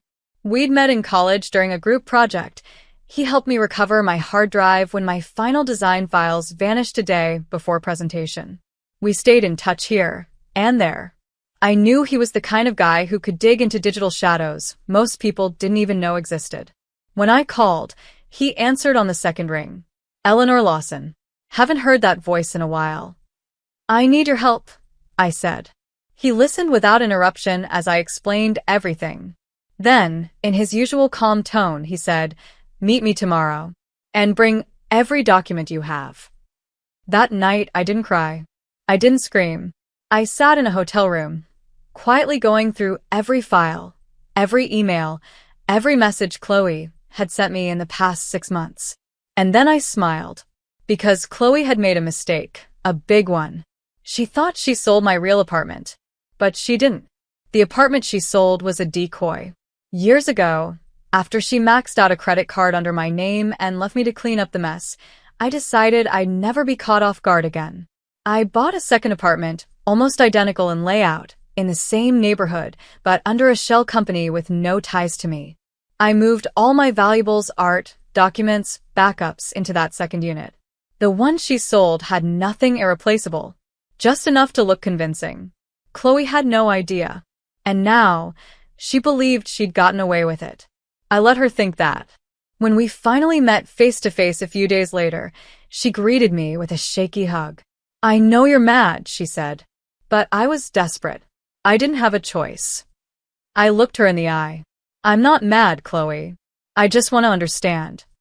And just like that, she started talking about her startup, how close she was to launching, how the crypto world was the future, how the apartment sale was an investment in both our futures. I nodded along, but in my mind, I was already 10 steps ahead. I knew who she sold it to. I knew where the money went. And with Alex's help, I was going to follow the trail all the way to the end. She thought I'd forgive her. She had no idea what I was planning. The hardest part wasn't the betrayal. It was pretending like it didn't break me. After that first meeting with Chloe, I walked away feeling hollow. She hugged me again before I left, said something about sisterhood and rebuilding trust, and I just smiled like I believed her. But inside, I was already building something else entirely. The next morning, I met with Alex in a quiet cafe in Brooklyn. He looked almost exactly the same, tired eyes, calm voice, and always scanning the room like he didn't trust the world. I handed him a folder with copies of everything, the fake documents, wire transfers, bank activity, even Chloe's social media posts. He flipped through them without speaking. Then he looked up. "She's sloppy." That was the first good news I'd heard in days. "She used her personal email to communicate with the buyer," he continued. "Didn't even mask her IP. The money was transferred into a business account under her name, not even offshore. She's either overconfident, desperate, or both." "Definitely both," I said. Alex leaned back in his chair. "We can track every dollar if you want, but I have a feeling this isn't about getting the money back." "It's not," I said. "It's about making sure she doesn't get away with it, and making sure no one else gets burned." He nodded slowly. "Then we'll need to be patient. Let her think she's ahead. That's when people make mistakes." So that's what we did. For weeks, I pretended everything was fine. I checked in with Chloe, asked about her crypto startup, listened to her go on about investors and app development like she was running the next Google. She didn't even seem guilty. That's what got me. She acted like what she did was just business. "I'm doing this for both of us," she told me one night over wine, as if she hadn't just stolen half my life. "You're so tied up in clients and meetings. You don't see the big picture. This is a once-in-a-generation opportunity." I wanted to scream, but I just smiled. Meanwhile, Alex was tearing through her digital footprint. He found inconsistencies in her investor documents, names that didn't match, money that didn't add up. One so-called investor had no record of ever existing. Another had filed a complaint with the Better Business Bureau just a week earlier, claiming Chloe ghosted him after taking a development fee. "She's running on hype," Alex said. "Her platform doesn't even work. She's using buzzwords to pull in fast cash, but it's all smoke." It was worse than I thought. She wasn't just reckless. She was dangerous. And I had a decision to make. I could go to the police, report the forgery, the fraud, the money trail. But something in me stopped. I don't know if it was pride or the desire to control the outcome. Maybe it was the fact that Chloe would drag my name down with hers. Headlines like "Architect's Sister in Crypto Scam" didn't sound like the legacy I wanted. So I asked Alex, "Can we bring her down without going through the system?" He smirked. "We don't need courtrooms. We just need an audience." That's when we built the plan. Alex created a fake investor profile, a venture capitalist from San Francisco with a few flashy media appearances, a background in fintech, and a sudden interest in Chloe's company.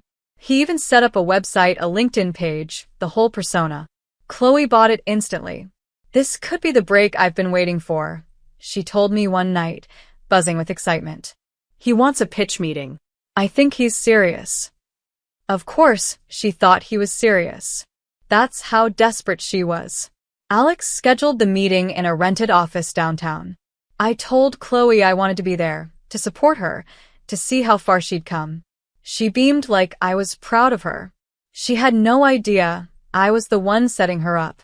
The night before the meeting, I couldn't sleep. I walked through my real apartment, the one she never knew about, and looked at everything she would have taken from me if I hadn't been prepared. My mother's sketchbook, the painting I bought with my first paycheck, the blueprints of every project I'd ever loved. That's when it hit me. Chloe hadn't just stolen an apartment. She tried to erase my life. But I had something she never would. Control. The morning of the meeting, Chloe wore her best blazer, hair straightened, pitch deck printed, and bound. She was buzzing with confidence. I sat beside her, watching her sell a fantasy to a man who didn't exist. She talked about blockchain liquidity, token growth, words she barely understood, thrown together like magic spells. And then Alex gave the cue. "I just have one more question," he said, leaning forward. "Where exactly did the startup funding come from?" Chloe blinked. "Well, I had some savings. And my sister helped me out. She's supportive." "She didn't give me permission," I said quietly. Her face went white. I pulled out a recorder from my bag and pressed play. Her voice filled the room. From that night, she called me in Milan. "I had to sell it. My company needed the funds. You'll be fine." She froze. Her eyes darted from me to Alex, to the fake investor logo on the wall. "This isn't real," she whispered. You set me up?" I stood up and smoothed my jacket. "No, Chloe. You set yourself up. I just showed everyone who you really are." She didn't speak. For once, she had nothing to say. But I wasn't done yet. Because Chloe's world was about to collapse, and I'd only just begun. I left that room without looking back. Chloe sat frozen in her chair, as if someone had pressed pause on her entire life. And in a way, I had. Everything she'd built, every lie, every inflated claim, every stolen dollar, was now under a spotlight she never saw coming. Alex uploaded the recorded conversation to a secure cloud drive, sent it anonymously to a few interested parties, investors she had wooed, tech reporters who lived for scandal, and a certain forum where failed crypto schemes were dissected like cold cases. It didn't take long. By the next morning, her voice was echoing across YouTube and Twitter. "I had to sell it. My company needed the funds." Over and over. Some called her bold, others a scammer. But the headlines were clear: crypto queen or con artist. Articles dissected her credentials, questioned her business, and speculated on legal action. Investors began to speak out. One said she promised them a working prototype by January. Another revealed she guaranteed a 400% return. It was a domino effect. The illusion shattered. Meanwhile, I was silent. I didn't release any personal statements. I didn't speak to the press. I let the truth do the talking. And that's the thing about truth. It doesn't scream. It whispers just loud enough to destroy you. Chloe called me 3 times that day. I didn't answer. By the 4th, I turned off my phone completely. It wasn't revenge that satisfied me. It was the control. For the first time, I wasn't reacting to Chloe's chaos. I was leading it. Later that week, Alex and I met again. We sat on a bench near the Hudson River, watching the water roll endlessly past, as if nothing had changed. But I had. "She's tanking," he said, sipping his coffee. "Her backers are pulling out. The IRS is asking questions. One guy even hired a lawyer." "She'll try to blame me," I said. "She already has. But you're clean. The shell company protected your assets. That fake apartment was the smartest move you ever made." I didn't respond right away. I was thinking about everything that could have gone differently. If I hadn't created that decoy apartment. If I had pressed charges when she first stole from me years ago. If I'd never answered that phone call from Milan. But the past wasn't something I could edit. "She could have just asked," I said. I might have helped her if she was honest. Alex gave me a knowing look. People like Chloe don't ask. They take. And they only regret it when they get caught. That stung because it was true. The next day, Chloe finally showed up, uninvited, of course.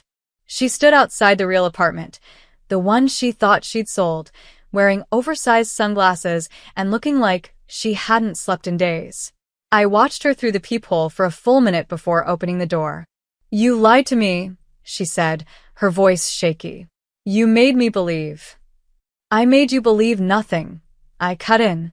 You did that all on your own. She pushed past me into the hallway, staring at the familiar walls, the art, the furniture she thought was gone. This was a trick. A setup. No, I said. This was protection. I've been protecting myself from you for years. Her eyes filled with tears, but I didn't move to comfort her. I couldn't. I was tired of the lies, of the guilt, of being the responsible one. I had nothing left to give her. I didn't mean to hurt you, she whispered. I nodded. But you did. She walked to the center of the living room and looked around like she was seeing my life for the first time. So what now? She asked. You ruin me? Let everyone think I'm a monster? I don't have to let them. You did that yourself. Eleanor. You stole from me, Chloe. You sold my home. You lied to investors. You could have gone to jail. I chose not to press charges. That's more than you deserve. She stared at me, maybe realizing for the first time that I was serious, that there wouldn't be another rescue, that I wasn't coming to save her this time. You don't get to play the victim now, I added. You didn't just steal money. You stole trust. And that's priceless. She broke down then, tears, apologies, all the emotional performance I'd seen before. But it didn't touch me this time. My heart had finally learned the difference between love and obligation. She left without another word. And I stood there in my apartment, my real apartment, alone but intact. Later that night, I got a text from Alex. Investor lawsuit filed. She's going to be tied up in legal mess for years. I didn't smile. I didn't celebrate. There was no victory dance. Just a quiet sense of peace. The storm had passed. People say revenge is sweet. But this didn't feel sweet. It felt necessary. Because sometimes the kindest thing you can do for someone who keeps crossing lines is to stop drawing new ones. That was the moment I knew. I had finally let go.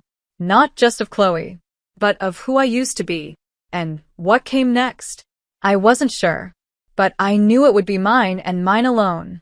It's strange how quiet your life becomes after you cut out the noise. The days after Chloe's downfall were almost too still. No damage control, no guilt-ridden calls, no cleaning up behind her like I used to. Just silence. The kind that feels earned. I spent most of my time back at work, back in rhythm, sketching designs late into the night with music playing low and the windows open. The city hadn't changed, but I had.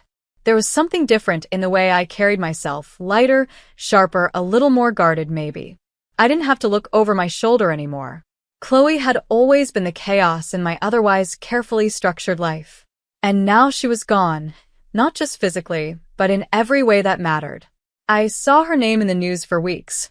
Investigations, lawsuits, angry investors lining up to expose her lies. But I never spoke publicly. I never needed to.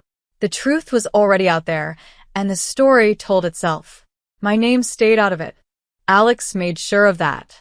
He wiped every trace of my connection to her crypto company, to the forged apartment sale, even to the buyer. I stayed clean, untouched.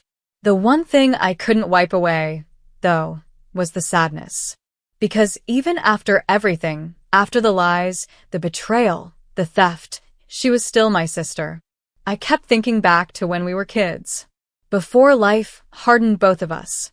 Chloe used to follow me around like a shadow, asking questions about everything. Why are buildings so tall? Why do blueprints look like puzzles? I'd sit with her on the floor and show her my school projects, and she'd pretend to understand, nodding like she was in on the secret. We used to laugh. And I miss that girl. I still do. But she's not the same person anymore. And maybe I'm not either. One morning, about a month after everything went down, I got a letter in the mail. Not a message or an email, an actual handwritten letter. From Chloe. She didn't beg or plead. She didn't ask for money or forgiveness. She just said she was sorry. That she'd lost herself chasing something fake.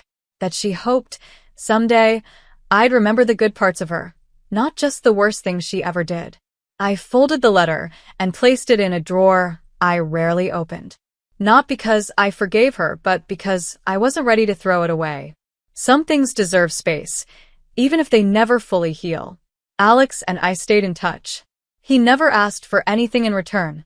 "I've seen people lose everything to family," he said once. "You handled it better than most." Maybe that was true. Maybe not. But I was proud that I hadn't gone low when I had the chance. I didn't destroy Chloe. I let her destroy herself. And that, I learned, was more powerful than any courtroom or sentence. One evening, I hosted a small dinner in my real apartment, the one no one ever got to take from me. Just a few close friends, some wine, laughter. It felt like closure. After everyone left, I stood by the window, looking down at the city lights, thinking about how close I came to losing everything. Not just my home or my money, but the version of myself that believed trust was unbreakable. Now, I believe something else. Trust is fragile. You don't protect it by hoping. You protect it by preparing. That's why I built a second apartment in the first place. That's why I formed the shell company. That's why I never let my guard down again after the first time Chloe crossed the line. People might call it paranoia. I call it survival. I still think about her sometimes. I wonder where she ended up after the dust settled. Whether she's rebuilding or repeating her mistakes. Whether she still believes the world owes her something. But I don't reach out. And I don't wait for her to. I made peace with what happened. Not by forgetting, but by accepting that some people you love will break your heart more than once. And that healing doesn't always mean letting them back in. Sometimes it means closing the door, locking it, and knowing you're still whole inside. That's my story. Not just of betrayal, but of caution, of quiet strength, of learning that being 2 steps ahead doesn't make you cold, it makes you ready. And in a world like this, readiness is everything. So no, I don't regret what I did. I don't regret staying calm when I could have burned everything down. I chose the long game. The one where I win not by revenge, but by walking away intact. Because the truth is, I didn't lose my apartment. I didn't lose my name, my career, or my dignity. All I lost was an illusion. And in the end, I gained something far more valuable. Clarity. You know that feeling when you're genuinely excited about something, but there's this one person who you just know is going to try and ruin it? Yeah, that's pretty much my life whenever my sister-in-law Kaya is involved. My name is Sierra, and my brother Brody married Kaya about 5 years ago. I love Brody. He's my big brother, always been a bit of a goofball, but with a good heart. Kaya, though, Kaya is a different story.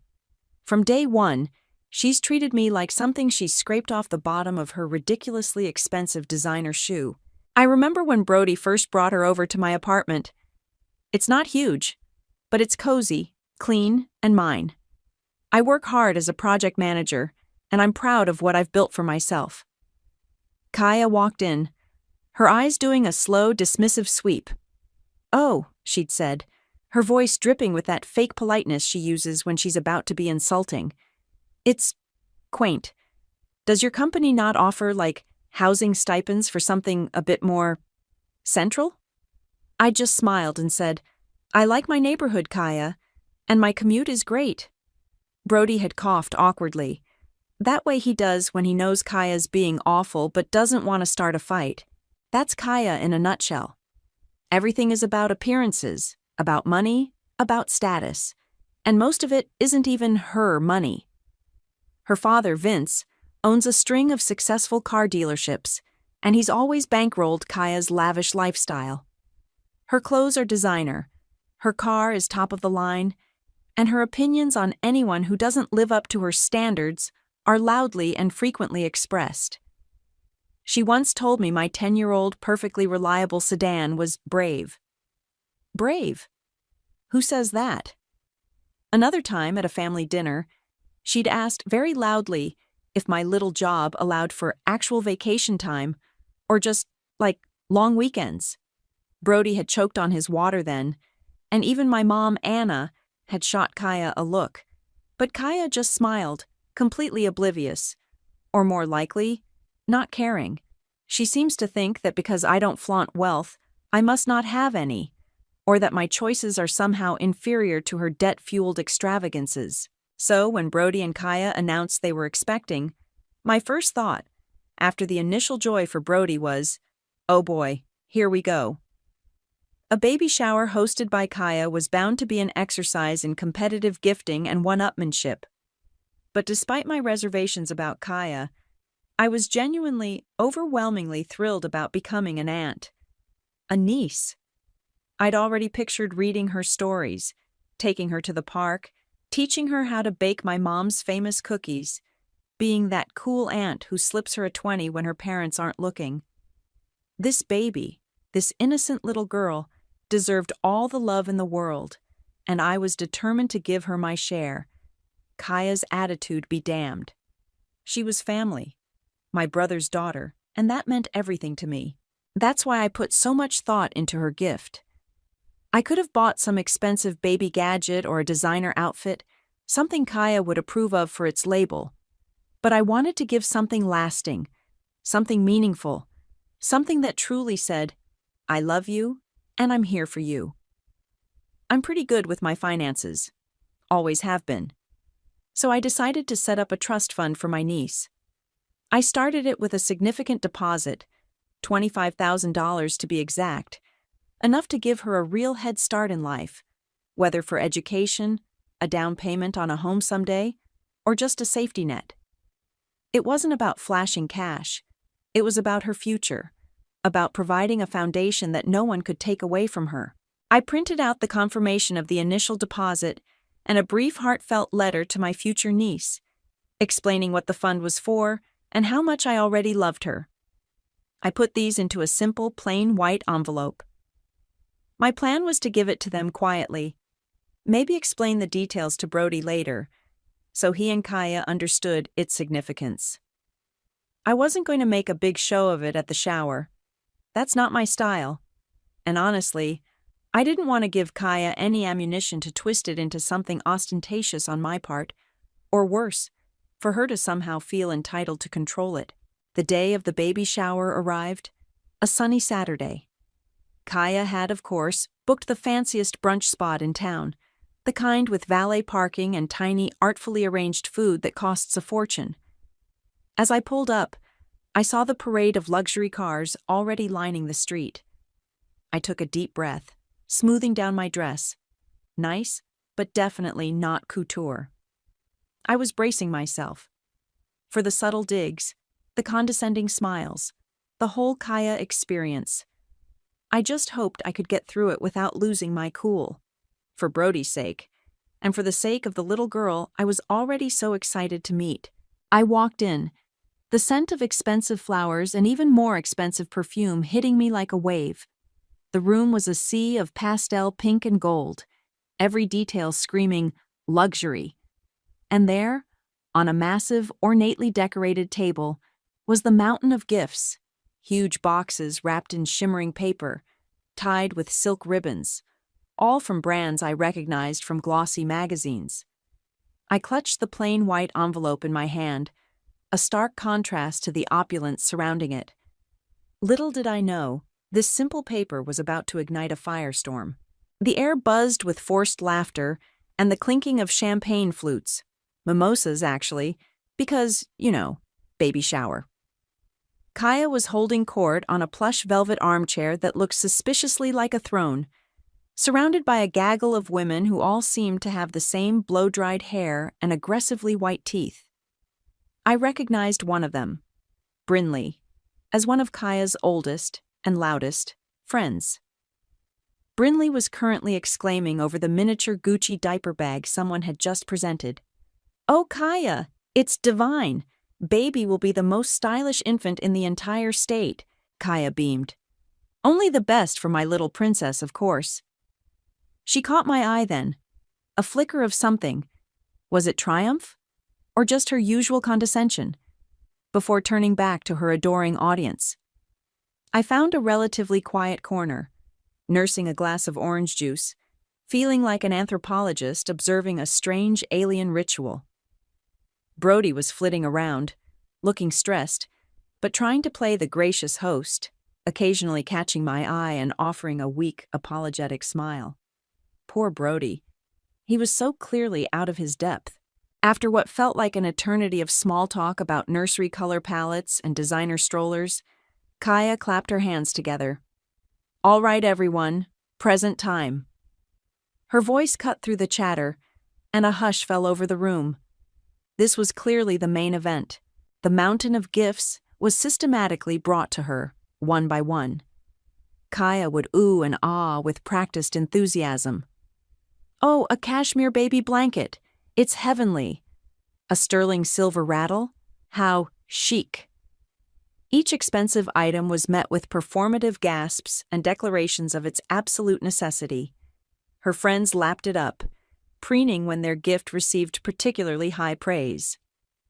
I watched, my simple white envelope feeling smaller and more insignificant by the second. I told myself it didn't matter what Kaya thought. This gift wasn't for her. It was for my niece. Finally, after a parade of designer onesies, impossibly tiny shoes, and gadgets I couldn't even identify, it was my turn. Most of the other gifts had been presented. I walked over, the eyes of Kaya's friends following me. I could feel their judgment, their silent assessment of my less-than-designer dress, my simple hairstyle. "This is from me, Kaya," I said, trying to keep my voice steady as I handed her the envelope. "For the baby." She took it, her perfectly manicured fingers barely brushing mine. She glanced at the plain white rectangle in her hand, a slight frown creasing her brow. There was no fancy card attached, no ribbon, no gift bag. Just the envelope. Her eyes flicked up to mine, a smirk playing on her lips. Then, with a theatrical sigh that seemed to suck all the air out of the room, she did it. She casually, disdainfully, tossed the envelope into a large, ornate waste bin next to her chair, already overflowing with discarded wrapping paper and ribbons. It landed with a soft, almost inaudible thud on a pile of crumpled tissue. A few of Kaya's friends tittered. Brinley let out a snort. "Honestly," Kaya announced, her voice loud enough for everyone to hear, her gaze sweeping over her guests before landing squarely on me. "Some people just shouldn't bother coming if they can't afford a decent present. I mean, really? An empty envelope?" Her tone was mocking, dripping with disdain. "It's just embarrassing for everyone." More snickers rippled through the room. My face burned. I could feel the heat rising up my neck, the sting of humiliation sharp and sudden. I looked at Brody. He was staring at his shoes, his jaw tight, a muscle twitching in his cheek.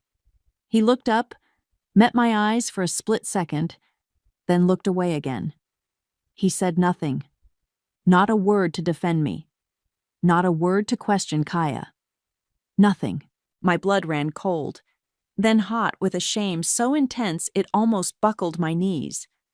I wanted the ground to swallow me whole. But as I met Kaya's smug, triumphant gaze, something inside me snapped. The shame didn't disappear, but it was joined by a different kind of fire, a cold, hard anger that settled deep in my bones. I wouldn't cry. I wouldn't scream. I wouldn't give her the satisfaction. I managed a tight, almost brittle smile.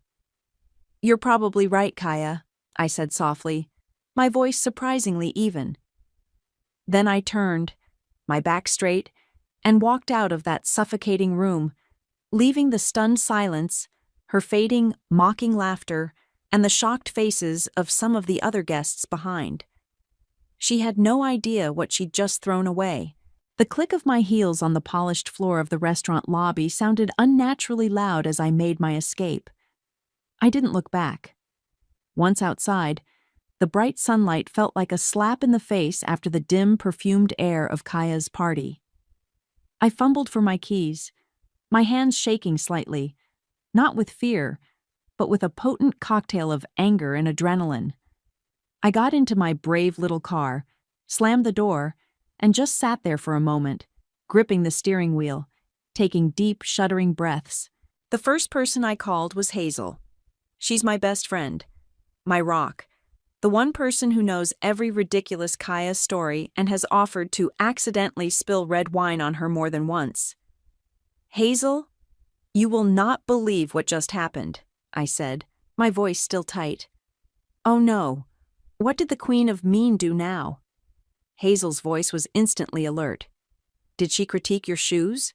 Complain about the lack of a gluten-free, vegan, air-purified option for her unborn child? I managed a weak laugh. Worse. Much, much worse. I recounted the whole scene.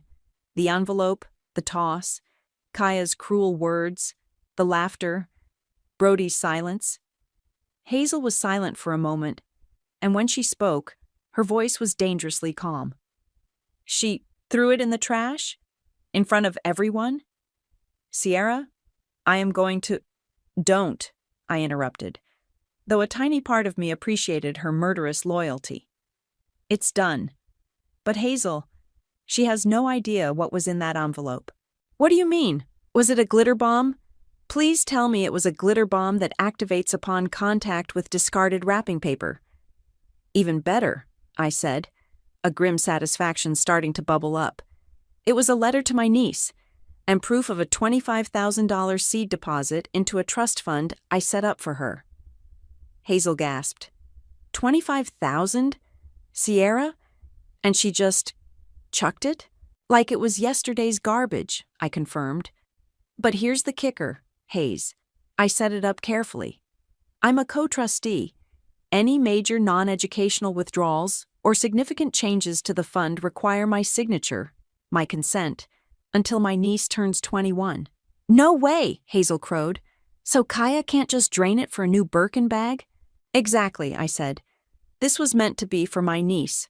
Truly, for her, not for Kaya's shopping sprees.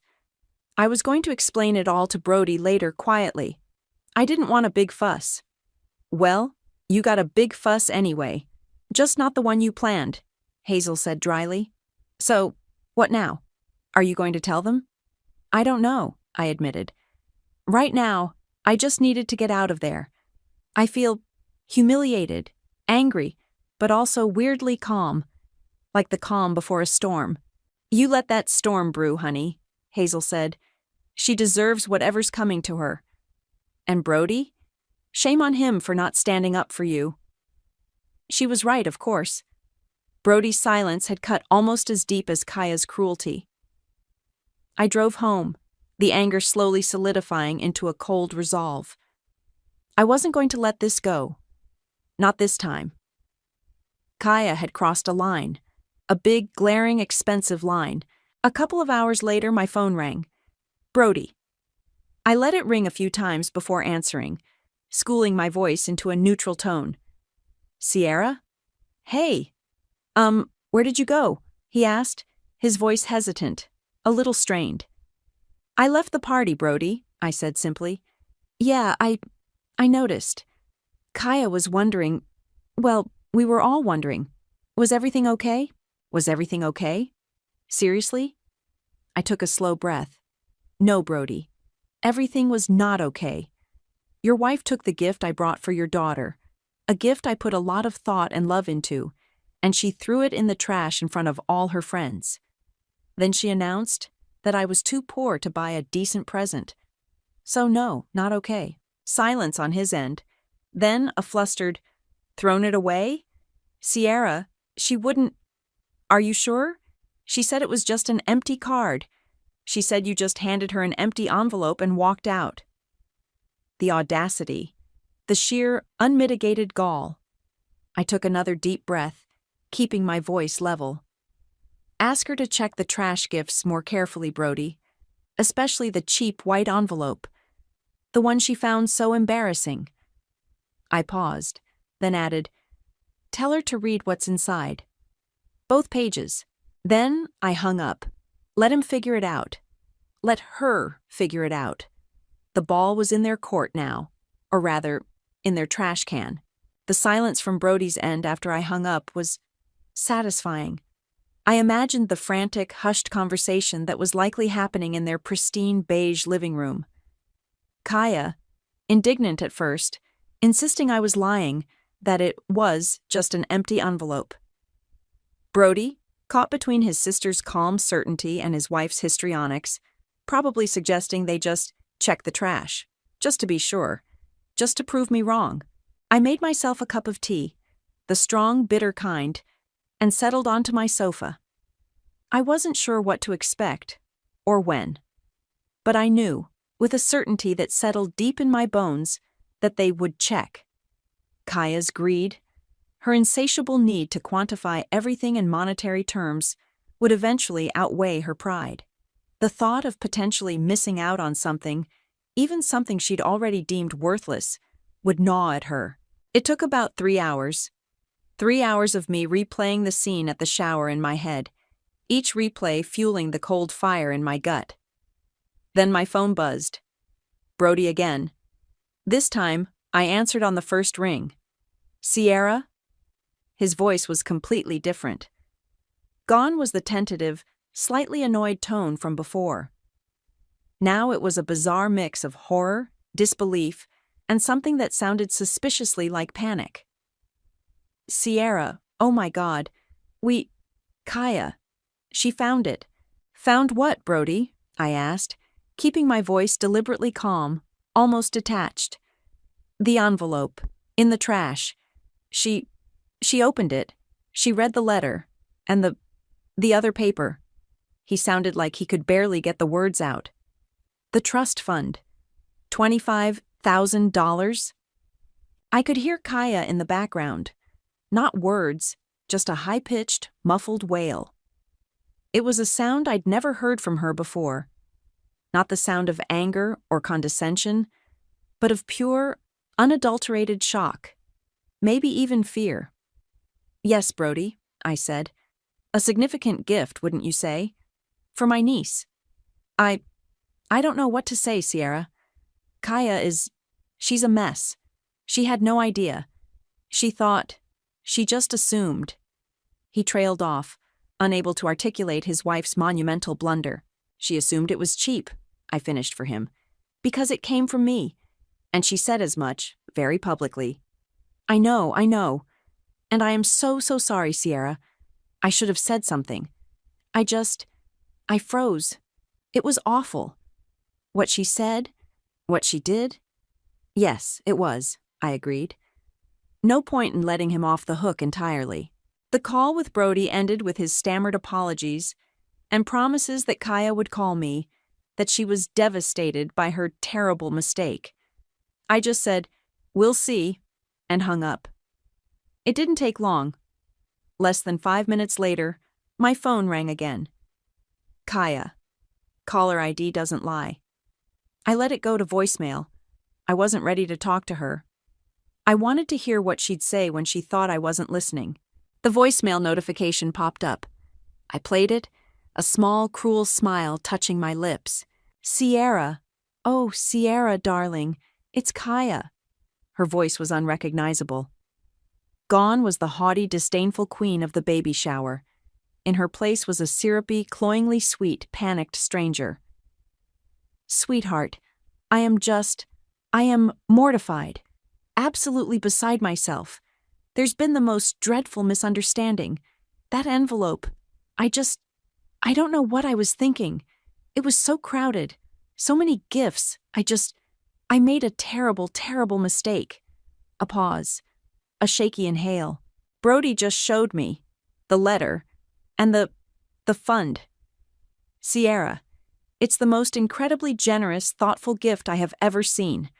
I am just speechless. We need to talk, please. As soon as possible. We can fix this. Please call me back, darling. I am so sorry. I listened to it again, just to savor the sheer desperation in her tone. The focus, of course, was entirely on the generous gift, the money.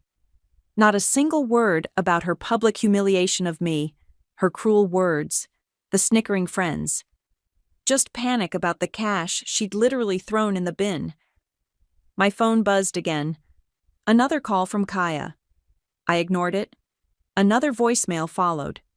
Same tone, same desperate pleas. Maybe even a few fake-sounding sniffles thrown in for good measure.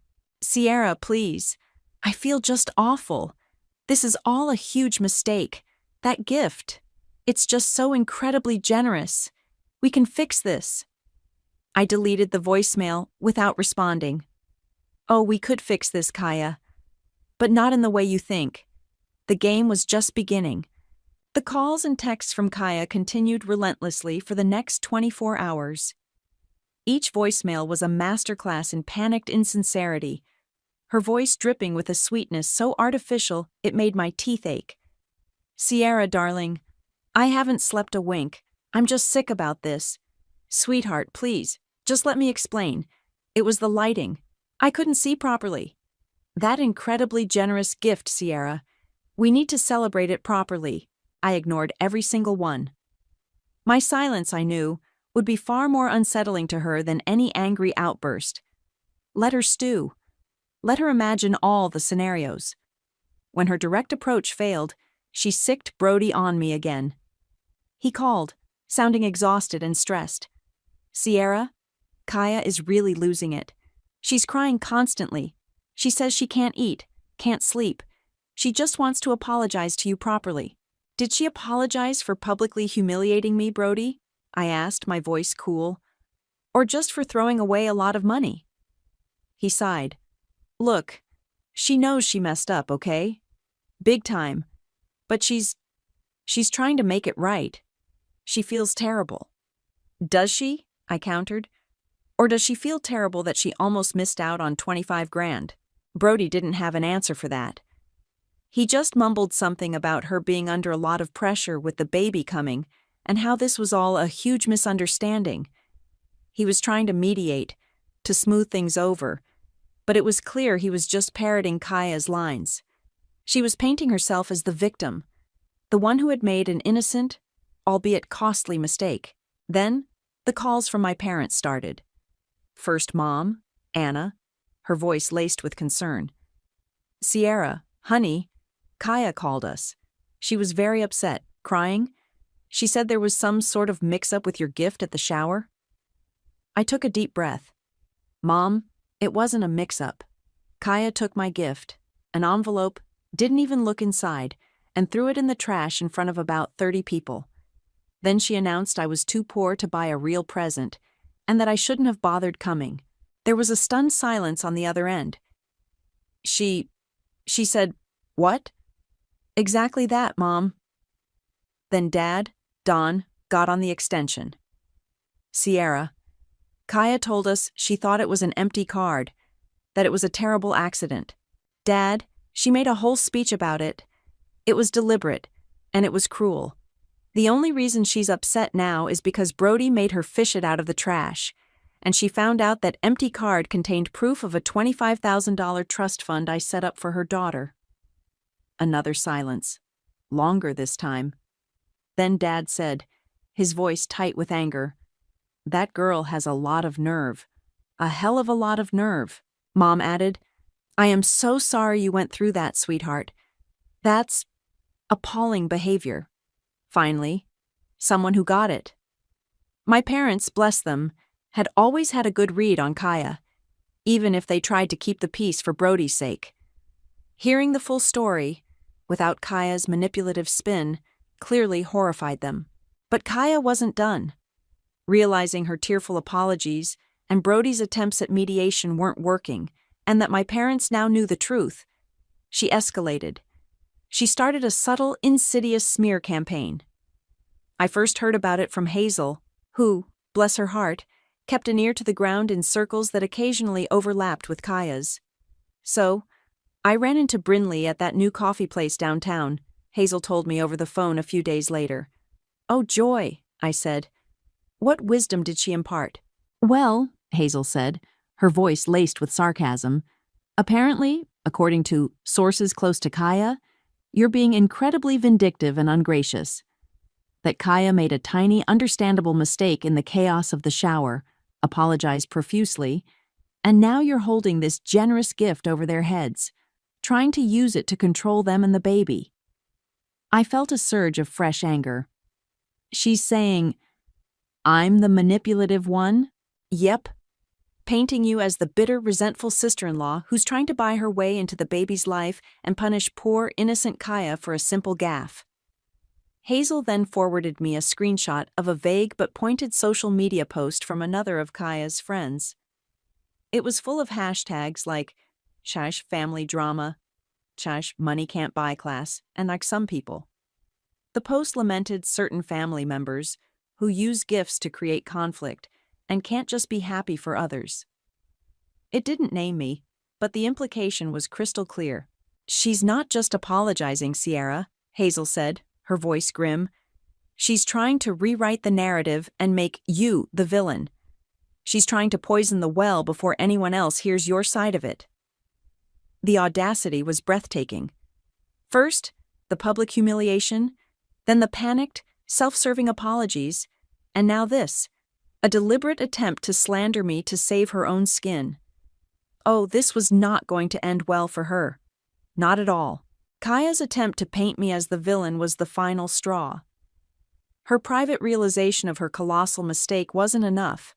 Her panicked, insincere apologies weren't enough. She had publicly humiliated me, and now she was trying to publicly discredit me. Fine. If she wanted a public stage, I'd give her one. Brody called again a few days later. He sounded even more worn down than before. "Sierra, please. Kaya is, well, she's not handling this well, and her dad, Vince, is hosting a small family dinner next Saturday. Just us, my parents, him. You know, a pre-baby get-together. He wants everyone to be there, to show a united front for the baby." "A united front?" I asked, my voice deceptively mild. "After Kaya has been telling anyone who'll listen that I'm a vindictive shrew trying to control her with money?" Brody winced audibly. She hasn't been saying that exactly. It's more like she's just very stressed and maybe not explaining things well." "Brody," I said, my patience wearing thin. "She's lying. She's slandering me. And you're letting her." "I'm not letting her," he protested, though his voice lacked conviction. "I told her to stop. I told her she needs to apologize to you properly, sincerely. This dinner, maybe this is a chance to clear the air? For the baby's sake, Sierra. Please? For the baby's sake." That was the magic phrase, wasn't it? The one Kaya was undoubtedly using to manipulate everyone around her. But this time, it could work to my advantage. "All right, Brody," I said after a calculated pause, letting him sweat a little. "For my niece's sake, I'll come. But I expect a genuine apology from Kaya, in front of everyone." "Yes, of course. She will, Sierra, I promise." He sounded pathetically grateful. After I hung up, I called my parents. "So, I hear we're all invited to dinner at Vince's next Saturday," I began. "Yes, Brody mentioned it," Mom said, her tone wary. "Are you sure you want to go, honey? After everything?" "I think it's important that I do," I said. "And I think it's important that Vince understands the full picture. He's a businessman, isn't he? Values honesty, good investments. I'm sure he'll be very interested to hear all about my very generous and very specific gift arrangements for his future grandchild, especially the parts Kaya conveniently leaves out of her version of the story." There was a pause. Then Dad said, "You have a plan, don't you?" "Let's just say I'm preparing a comprehensive financial report," I replied. My plan was simple, really. Kaya had dug her own grave. I was just going to provide the shovel for the final few scoops of dirt. I went to my desk and pulled out the original trust fund agreement I had printed. I made a fresh, crisp copy. The co-trustee clause was clearly stated. Major non-educational withdrawals or changes to the investment strategy require the written consent of both trustees, Kaya Weaver and Sierra Miller, until the beneficiary reaches the age of 21. That alone would be a shock to Vince, who likely assumed Kaya would have full control. But there was another clause, one I hadn't mentioned to Brody or even Hazel yet. It was something my lawyer had suggested, a standard protection for beneficiaries in situations where one trustee might prove unreliable. I'd insisted on it after years of witnessing Kaya's behavior. It was a morality clause. It stated quite clearly, should a trustee, namely Kaya Weaver, engage in behavior deemed by a court of law or by mutual agreement of the remaining trustee and the grantor's parents, Don and Anna Miller, to be financially irresponsible, morally detrimental to the well-being or upbringing of the beneficiary, or engage in public defamation or slander against the co-trustee, Sierra Miller, regarding the nature or administration of this trust, Sierra Miller shall gain sole authority over the fund's distributions and investment decisions, with the original intent of the trust for the beneficiary's welfare remaining paramount. Kaya, in her greed and panic, had likely only skimmed the initial deposit amount and the basic setup. I doubted she'd read the fine print, especially the part about slandering me. I smiled as I placed the document in a neat folder. Vince prides himself on his business acumen and his family's reputation, I murmured to myself, though I later repeated it to Hazel, who cackled with delight. Let's see how he reacts when he learns his daughter threw away a fortune, then tried to slander the benefactor, especially when her access to that fortune is explicitly tied to her good behavior and her respect for the person she publicly trashed. The dinner couldn't come soon enough. Kaya wanted a stage? She was about to get one, with her own father in the front row. Vince's house was exactly what you'd expect. Large, imposing, and filled with expensive, slightly soulless furniture. The man himself greeted us at the door. Tall, impeccably dressed, with a handshake that could crush walnuts. Kaya hovered behind him, her smile plastered on so tightly it looked painful. Brody stood beside her, looking like he'd rather be anywhere else on earth. My parents, Don and Anna, were already there, their expressions carefully neutral.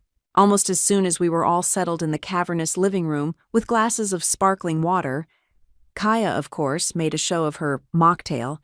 Kaya launched into her performance. "Sierra," she began, her voice oozing a treacly sincerity that made my skin crawl. She even managed to conjure a few tears, which welled in her eyes as she clasped her hands together. I just want to say, from the bottom of my heart, how truly, truly sorry I am about the misunderstanding at the shower. It was a silly, thoughtless mistake, and I've been absolutely sick about it ever since. Can you ever forgive me? She looked imploringly at me, then shot a quick, hopeful glance at her father. This was clearly for his benefit. I met her gaze, my expression unreadable. "Thank you for your apology, Kaya," I said, my voice cool and even. "I appreciate you saying that." I didn't say I forgave her. I didn't say I accepted her apology. I just acknowledged it. The flicker of relief in her eyes was quickly replaced by a hint of uncertainty. Dinner was a tense affair. Small talk about the weather, the economy, anything but the elephant in the room. Vince, however, was not one for avoiding elephants. As dessert was served, some elaborate concoction involving spun sugar and gold leaf, he cleared his throat. "So," he said, his gaze sweeping over all of us, "Brody tells me you've made some rather generous provisions for my future grandchild, Sierra." This was my cue. Kaya tensed beside Brody. My father, Don, ever the supportive wingman, chimed in. "Yes, Vince. Sierra has been incredibly thoughtful. Perhaps she can tell you a bit about it." "Well," I began, taking a sip of water, "I was so excited about becoming an aunt that I wanted to do something special. So, I set up a trust fund for my niece with an initial deposit of $25,000. Vince raised an eyebrow, impressed. $25,000? That's a very handsome sum, Sierra. Very generous indeed. Kaya quickly jumped in. "Yes, Daddy. It was just so incredibly generous. We were overwhelmed. There was just a tiny, silly misunderstanding at the shower. I barely even saw the envelope. It was so chaotic." "Actually," I interrupted, my voice calm but firm, cutting through her babble. "It wasn't quite a tiny misunderstanding, Kaya. You took the envelope, looked right at it, rolled your eyes, and tossed it into the trash bin. Then you announced, quite loudly, that I shouldn't have bothered coming if I couldn't afford a decent present, and that my gift was embarrassing." The color drained from Kaya's face. Vince's smile faltered, his eyes narrowing slightly as he looked from me to his daughter. Brody stared fixedly at his dessert plate. My parents watched, silent, but attentive. "I see," Vince said slowly, his voice losing its earlier warmth. "And then," I continued, pulling the neatly folded document from my purse, "when you finally retrieved the trash gift, you discovered what it was. But instead of a sincere apology for the public humiliation, I started hearing from mutual acquaintances that I was being vindictive and trying to use the money to control you." I unfolded the document and placed it on the table in front of Vince. "This is a copy of the trust agreement, Vince. As you'll see, I am a co-trustee, which means any significant withdrawals or changes require my signature."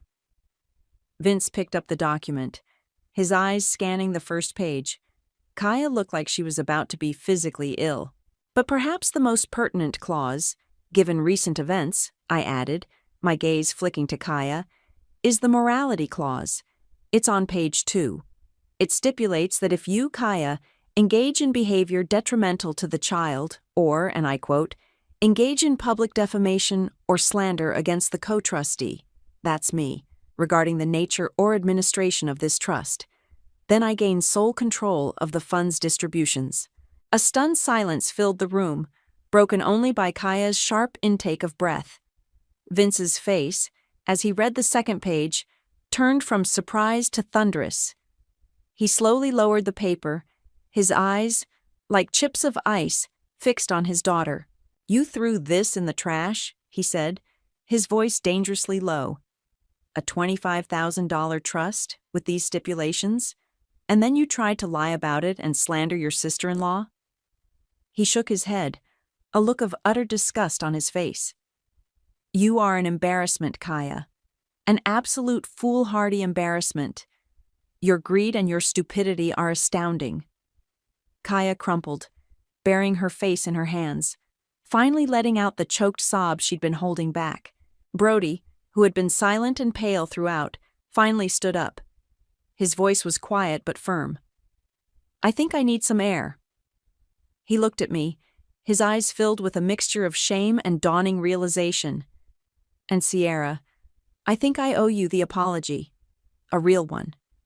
He turned and walked out of the room, leaving Kaya sobbing at the table, her perfect facade utterly shattered. The silence that descended after Brody walked out was thick and heavy, punctuated only by Kaya's ragged sobs. Vince stared at his daughter, his face a mask of cold fury. My parents looked uncomfortable but resolute. I simply sat there, the folder with the trust agreement still on the table, a silent testament to Kaya's spectacular self-destruction. The air crackled with unspoken recriminations. Vince finally broke the silence. "Get up, Kaya," he said, his voice devoid of any sympathy. "Stop that sniveling. You brought this entirely on yourself." He turned to me. "Sierra, I apologize for my daughter's deplorable behavior. It seems I've been far too lenient, far too indulgent. That will be changing." His eyes flicked back to Kaya, who had quieted slightly, looking up with tear-swollen eyes. "Your allowance, Kaya, is significantly reduced, effective immediately. Perhaps learning to live within actual means will teach you the value of things you so carelessly discard, and the respect you so clearly lack." Kaya opened her mouth to protest, a wail building, but Vince cut her off with a sharp gesture. "Not another word. You will go home, and you will reflect on the damage you've done. To Sierra, to Brody, to this family's reputation." The days and weeks that followed the dinner party reckoning were different. Kaya, true to Vince's word, found her lavish lifestyle abruptly curtailed. The whispers I heard through Hazel, and surprisingly, from a sheepish Brody, painted a picture of a woman forced to confront reality for the first time. Her usual haunts, the expensive boutiques and salons, saw less of her. Her superficial friends, the ones who had snickered at the baby shower, seemed to melt away once the free-flowing champagne and designer gossip dried up. She became something of a recluse, her social standing in tatters. Brody did move into the guest room. He called me a few days after the dinner. "Sierra," he started, his voice heavy with remorse. "I am so sorry. For everything. For not speaking up at the shower. For letting Kaya. For just being a coward. There's no excuse." "No, Brody, there isn't," I said. Not unkindly, but not letting him off easy either. "You let her walk all over me for years. This was just the grand finale." "I know," he said quietly. "I've been doing a lot of thinking. About Kaya, about us, about the kind of husband and father I want to be. This whole mess has been a wake-up call. A brutal one." Our conversations became more frequent after that. Tentative at first, then more open. He was trying, genuinely trying, to understand the depth of the hurt he'd allowed, and to rebuild some semblance of trust between us. It wasn't easy. The wounds were deep. But it was a start. Their marriage, he admitted, was hanging by a thread. Kaya was apparently alternating between sullen resentment and tearful, desperate pleas for him to fix things, still not fully grasping that she was the one who needed to do the fixing. My niece Lily was born a few weeks later, a tiny, perfect little thing. I went to the hospital, armed not with an envelope of financial documents, but with a soft, hand-knitted blanket and a heart full of love for this new little person. Brody met me at the door to Kaya's room, his smile tired but genuine. Kaya was in bed, looking pale and subdued. She mumbled a "hello," her eyes avoiding mine. There was no more fake sweetness, no more dramatic apologies, just a quiet, almost defeated air about her. I held Lily, her little fingers curling around mine, and felt a wave of emotion so powerful it almost took my breath away. This was what it had all been for. Her future. I'd kept a copy of the original letter I'd written for her, the one Kaya had tossed in the trash. I planned to give it to Lily when she was old enough to understand, a private promise between an aunt and her niece. The trust fund remained, firmly under my watchful eye, its morality clause a silent guardian. Kaya, by her own actions, had forfeited any say in its immediate administration. The money would be there for Lily, for her education, for her dreams, protected from greed and mismanagement. There was a grim satisfaction, I won't lie, in seeing Kaya face the direct consequences of her actions. The world, or at least her small gilded corner of it, finally saw her for who she truly was. I had my justice. But looking at my innocent niece, asleep in my arms, I knew the victory wasn't without its complexities. The landscape of our family had been irrevocably altered. Fractures had been exposed, some perhaps beyond repair. Kaya learned her lesson, the hard way. The world saw her for who she was. I had my justice. But looking at my innocent niece, I knew the biggest consequence wasn't just Kaya's fall, but the careful, sometimes painful path we'd all have to navigate moving forward. Some gifts, it turns out, keep on giving, and some mistakes keep on taking. The revenge was complete, but the echoes would linger for a long, long time. When I exposed my stepmom's fraudulent scheme, she was furious and pushed me hard from the top of the stairs. I fell and was badly injured. She wanted to end my life and take control of my inheritance. Little did she know, my revenge would strike back harder than she could ever imagine, leaving her powerless at my feet. My life changed in a way I never saw coming. It's funny how you can think you know someone, trust them even, only to find out that trust was never mutual. If you had told me a year ago that my own family would turn against me, I wouldn't have believed you. But now, sitting here today, I know better. It all started when my father passed away. Richard Carter, successful, respected, larger than life. To me, though, he was just Dad. He always had this way of making the world feel safer. He taught me to ride a bike, to stand up for myself, and even helped me paint my first mural on the wall of our garage. That's who he was, my hero. And when he died, It felt like my whole world fell apart. I still remember that day so vividly. The phone call came early in the morning. I was sipping my coffee, sketching out ideas for a new project, when I heard Sophia's voice crack on the other end of the line. She didn't even need to say it. I could hear it in her tone. My dad was gone. A heart attack, they said. Sudden and unexpected. The shock of it didn't hit me all at once. It crept in slowly, like a fog settling over my mind. A week later, we gathered at the Carter estate in Chicago for the funeral. Our family home felt so different without him, empty, like a shell of what it used to be. People came and went, offering condolences, but all I could focus on was how everything seemed to be slipping through my fingers. My stepmother, Vera, was hosting the reception, playing the role of the grieving widow. She looked elegant, as always, dressed in black, with her perfectly manicured hands gripping a glass of wine. But something about her felt off. Detached, maybe? Or maybe it was just me, reading too much into things in my grief. I tried to be civil with Vera. After all, she had been a part of our lives for over a decade. She married my dad when I was 15, and while we never had the warmest relationship, we got along well enough. Or so I thought. It was a few days after the funeral when things started to feel strange. Vera called me into my father's office to discuss some paperwork.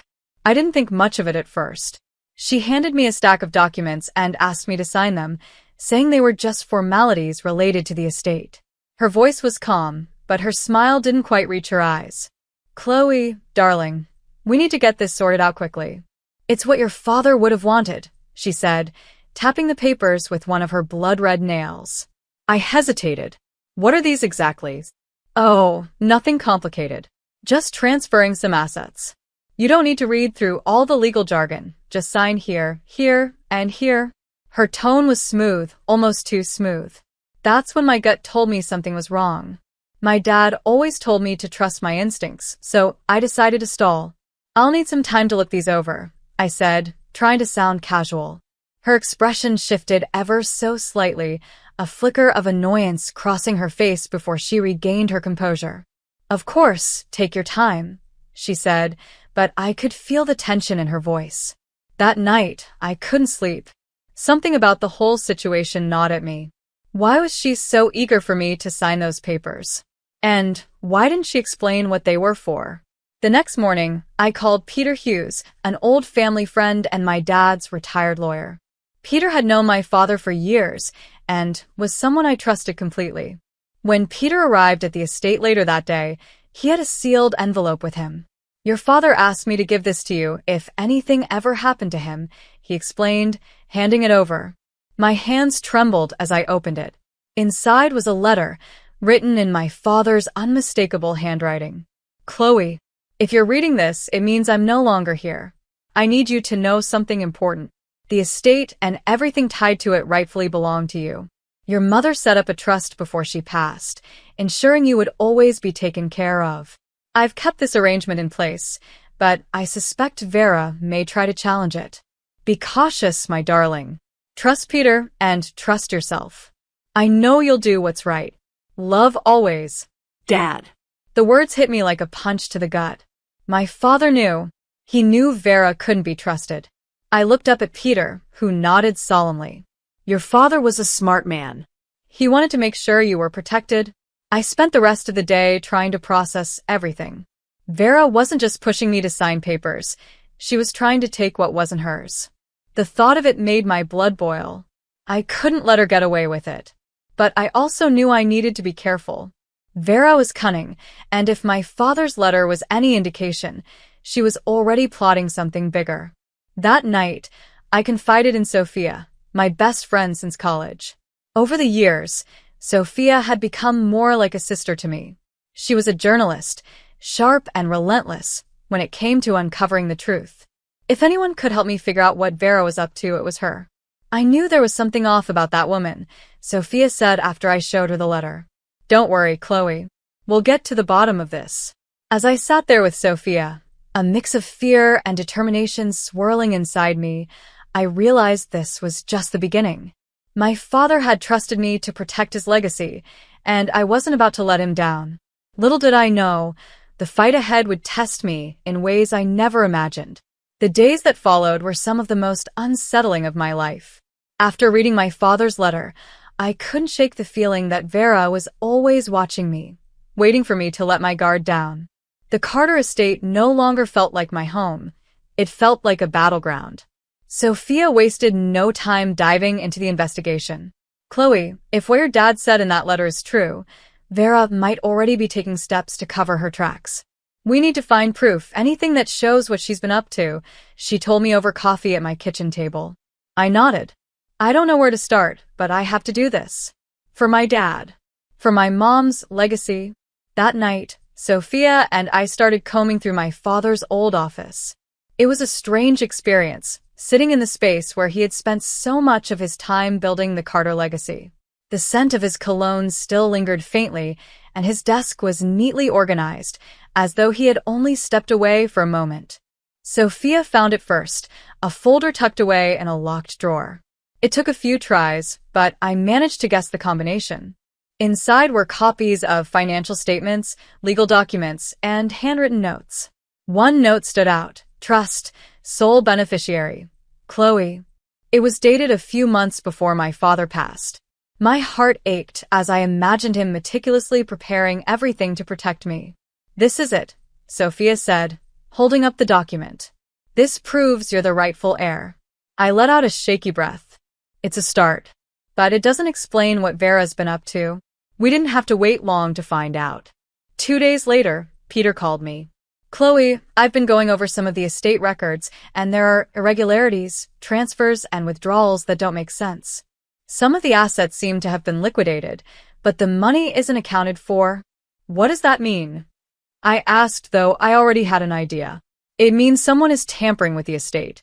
My guess? Vera. My stomach churned. How do we prove it?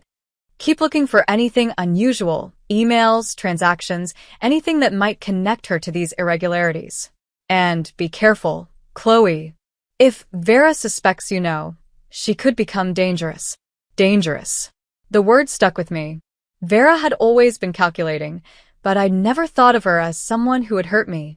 At least, not physically. But the more I uncovered, the more I realized how far she might go to get what she wanted. One evening, I was alone in the estate, flipping through old security footage from the house's surveillance system. Most of it was uneventful, staff going about their duties, Vera hosting her endless string of social events. But then, I found something that made my blood run cold. In the footage, Vera was in my father's office, rifling through his desk. This was days after his death. She pulled out a document, glanced at it, and smiled, a cold, satisfied smile that sent a chill down my spine. Then she handed it to someone just out of the frame. I rewound the footage and froze it. The man was tall, wearing a dark suit. I didn't recognize him, but Sophia did. That's Ronald Pierce, she said when I showed her the still image the next morning. He's a notorious lawyer, shady as they come. He's been involved in cases of fraud and forgery before, but nothing's ever stuck. This can't be a coincidence. It wasn't. As Sophia dug deeper, she found a trail linking Pierce to Vera. He had been helping her siphon money from the estate into offshore accounts. Vera wasn't just trying to take the estate. She was dismantling it piece by piece. I confronted her that night. It was reckless, I know that now, but I was angry and scared. She was in the sitting room, sipping her usual glass of red wine, when I walked in. We need to talk, I said, my voice trembling. Vera looked up at me with a raised eyebrow. About what, dears? I know what you've been doing, I said, holding up a folder of documents Sophia had helped me compile. The embezzlement, the forged signatures, the fake sales. I have proof. For a moment, she looked surprised. Then she laughed, a soft, cruel sound. Chloe, you've been busy, haven't you? But let me give you some advice. Proof means nothing if you don't have the power to back it up. Her words shook me more than I wanted to admit. But I didn't back down. You're not going to get away with this, I said, turning to leave. I didn't make it far. As I reached the staircase, I felt her hand grab my arm. You don't know who you're dealing with, she hissed, her nails digging into my skin. Then, in one swift motion, she shoved me. My body tumbled down the stairs, hitting each step with a sickening thud. I landed in a crumpled heap at the bottom, pain radiating through me. When I opened my eyes, Vera was standing at the top of the stairs, looking down at me with a cold, detached expression. "Stay out of my way," she said before turning and walking away. I don't remember much after that. Sophia found me later and called an ambulance. I was bruised and battered, but alive. And as I lay in that hospital bed, I made a promise to myself. I wasn't going to let Vera win. Whatever it took, I would fight for my father's legacy and for justice. Waking up in that hospital bed was a moment I'll never forget. Every inch of my body ached, and the memories of Vera pushing me down the stairs replayed in my mind like a bad dream. Except it wasn't a dream, it was real. She had made it clear that she wasn't afraid to hurt me to get what she wanted. That was the moment I knew this wasn't just about the estate anymore. It was about survival. Sophia was by my side when I woke up, her face a mixture of relief and anger.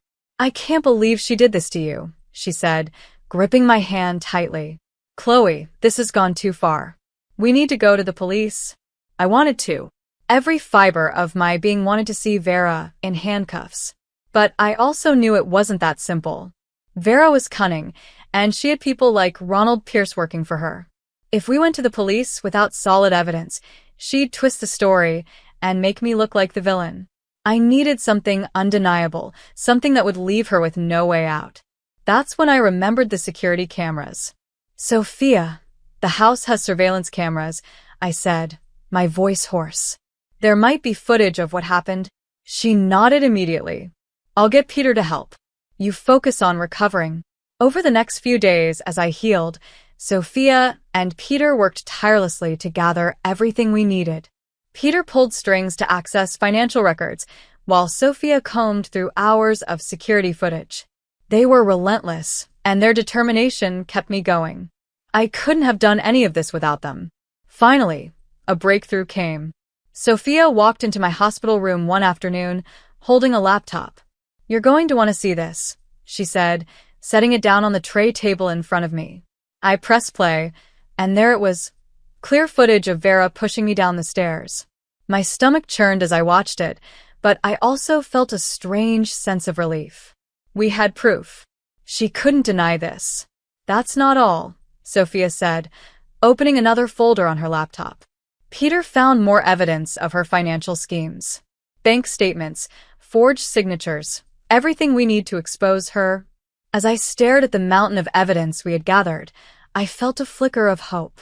For the first time in weeks, it felt like we might actually win this fight. But I also knew the hardest part was still ahead. The will reading was just a few days away, and Vera would undoubtedly try to use it to solidify her claim to the estate. If we were going to stop her, we needed to be prepared. Peter arranged for a meeting with a family lawyer, someone who had worked with my father for years and could help us navigate the legal battle ahead. When the day of the will reading finally arrived, I felt a mix of nerves and determination. The family and legal representatives gathered in the grand sitting room of the Carter estate. Vera was there, of course, dressed in a sleek black suit and exuding her usual confidence. She glanced at me briefly, her lips curling into a smug smile. I met her gaze, refusing to back down. The reading began, and as expected, Vera presented forged documents claiming full ownership of the estate. She spoke with an air of authority, as though she had already won. "Richard trusted me to handle the estate," she said, her voice dripping with false sincerity. "These documents confirm his wishes." But just as the lawyer was about to move forward, Peter stood up. "I'm afraid that's not true," he said, holding up a folder. "We have evidence to the contrary." The room fell silent as Peter laid out everything, the surveillance footage, the financial records, and my father's letter naming me as the rightful heir.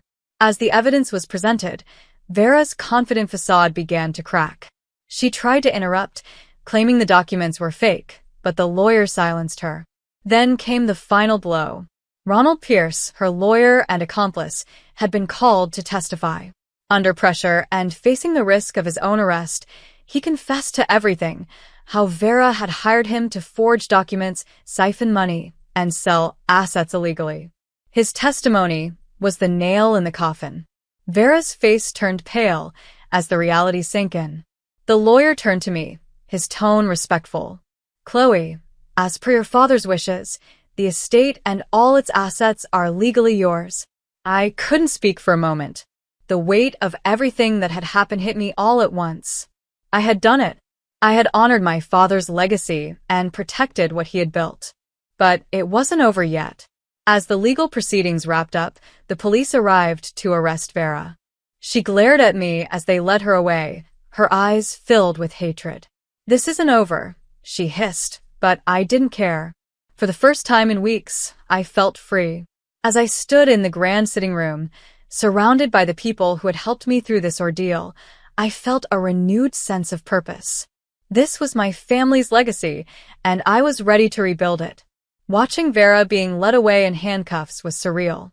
I had spent so much time worrying, fighting, and doubting myself that I hadn't imagined what victory would feel like. But there it was, justice, in its purest form. The woman who had tried to destroy everything my father worked for was finally being held accountable. After the will reading, I took some time to process everything. I met with Peter and Sophia, who had been my rocks through all of this. I also had an unexpected conversation with my half-brother, Jake.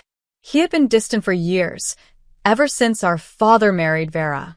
I'd always believed he sided with her, but now I realized he was just as manipulated as I had been. "Chloe," Jake began, his voice hesitant. "I didn't know about any of this. Vera, she had me convinced you were trying to take everything for yourself. I should have known better." I studied his face, searching for sincerity, and found it in the way his shoulders slumped, the way his eyes avoided mine.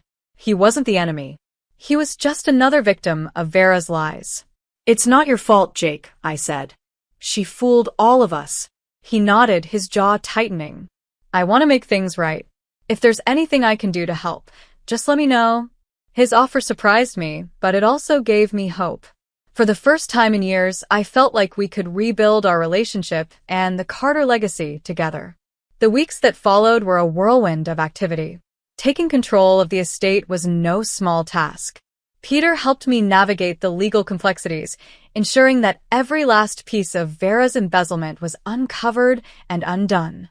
The more we uncovered, the more horrified I became at the extent of her greed. Millions of dollars had been funneled into secret accounts, and parts of the estate had been sold under fraudulent pretenses. It would take time to recover everything, but at least now I was in control.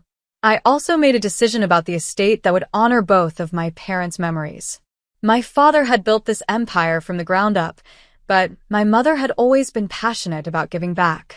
She was an artist, and some of my earliest memories were of sitting beside her as she painted. Inspired by her, I decided to convert part of the estate into a community art center. It would be a place where local artists could create, learn, and showcase their work, a way to give back to the city that had supported my family for generations. Sophia, of course, loved the idea. "Your mom would be so proud," she said when I told her. "And your dad, too. This is exactly the kind of legacy they would have wanted." Jake surprised me by offering to help fund the project. "I want to contribute," he said. "This family has a lot of repairing to do, but maybe this is a way to start." Together, we began transforming the estate. It wasn't easy. Every step was a reminder of the chaos Vera had left behind. But with each day, I felt a little stronger, a little more confident. The art center began to take shape, and I knew it was the right decision. This was more than just a building. It was a symbol of resilience, creativity, and hope. As the project moved forward, I also testified in the trial against Vera. Seeing her in court, facing the consequences of her actions, was bittersweet. Part of me felt sorry for her, not for what she had done, but for the emptiness that must have driven her greed. She had destroyed herself in her quest for power, and now she would have to live with the consequences. The trial ended with Vera being convicted of fraud, embezzlement, and assault. She was sentenced to several years in prison, and Ronald Pierce received his own punishment for his role in her schemes. Justice had been served, and for the first time in months, I could breathe freely. When the art center finally opened, it was a celebration like no other. Friends, Family and local artists gathered at the estate to see what we had created. Standing on the steps of the newly renovated building, I felt a sense of peace I hadn't felt in years. My father's legacy was secure, and my mother's spirit lived on in every brushstroke, every sculpture, every artist who walked through those doors. Jake stood beside me, smiling as we watched the crowd. "You did it," he said. "We did it," I corrected him. "This is just the beginning." As I looked around, surrounded by the people who had stood by me through everything, I realized how far I had come. Vera's betrayal had tested me in ways I never imagined, but it had also shown me the strength of loyalty, perseverance, and family. In the end, I hadn't just reclaimed my inheritance. I had reclaimed my life, my purpose, and my future. Standing there, with the sun setting behind the Carter estate, I knew I was ready for whatever came next. After my sister-in-law's sudden death, her husband moved in with his twins. My husband demanded I quit my job to care for them. When I refused and suggested hiring a maid, he snapped, hitting me on the head with a rolling pin. Bleeding and in pain, I called 911. As I lay in the hospital bed, I made a decision that put him behind bars in just 2 hours. My name is Sandra Carter, and this is the story of how my life turned upside down. I was 30 years old, a financial analyst living in Austin, Texas, and I had a life I thought was perfect until it wasn't. I was married to David Carter, a 35-year-old mechanic. He was hardworking, quiet most of the time, and dependable. At least that's how I used to see him. We had a simple but comfortable life in a modest 3-bedroom house on a quiet street.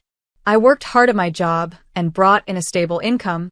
David ran a small auto repair shop on the other side of town. We were a team, or so I believed. Things started changing when David's older brother, Ethan Carter, moved in with us. Ethan was 38, a widower who had just lost his wife, Rachel, to a sudden heart attack. The tragedy hit him hard, and understandably so. He was left with their 4-year-old twins, Liam and Ava, 2 innocent little kids who had no idea what life had just taken from them. David broke the news to me one evening while we were having dinner. "Sandra," he said in a voice that told me something serious was coming, "Ethan needs our help. Rachel's gone, and he doesn't know what to do with the kids." I told him he could come stay with us for a while. I paused, my fork covering midair. "For a while?" I asked cautiously. "Yes, just until he gets back on his feet," David replied, almost too quickly. "He's going through a tough time, and it's the right thing to do. They don't have anywhere else to go." I won't lie, I was hesitant. I felt sorry for Ethan and the twins, but I also knew what it would mean for us. We weren't exactly living in a mansion, and my life was already busy enough balancing work and managing the house. But I couldn't say no. I told myself it was temporary, and helping family was the right thing to do. 2 days later, Ethan arrived at our doorstep with 2 small suitcases and 2 sleepy kids clutching his hands. I remember the moment vividly. David hugged Ethan tightly, carrying their bags inside, while I crouched down to greet the twins. "Hi, Liam." "Hi, Ava," I said softly, offering a smile. Liam shyly hid behind Ethan, while Ava gave me a half-smile that broke my heart. "It's so good of you to take us in, Sandra," Ethan said, his voice heavy with grief. "It's no problem," I replied warmly, though part of me wondered how long we could manage. At first, I did my best to make them comfortable. I cooked meals for everyone, cleaned up after the kids, and helped Ethan as much as I could. I even rearranged our guest room to give Ethan and the twins some space. But within the first week, it was clear how difficult things were going to be. The twins were too young to understand their mother was gone, and they acted out constantly. Liam cried at night, screaming for Rachel, while Ava threw tantrums over the smallest things. The house was filled with noise, and I barely had a moment to think. David, on the other hand, seemed completely unaffected. In fact, he was happier. He spent all his time with Ethan and the kids, laughing and playing as if we were one big, happy family. But I wasn't happy. I was exhausted. As weeks turned into months, I realized Ethan wasn't making any effort to get back on his feet. He didn't look for a job, and he spent most of his days lounging on the couch, scrolling through his phone or watching TV. The twins ran wild in our home, leaving crayon marks on the walls, spilling drinks on the carpet, and breaking things without a care. I tried to talk to David about it. "David, this isn't working," I said one night as we lay in bed.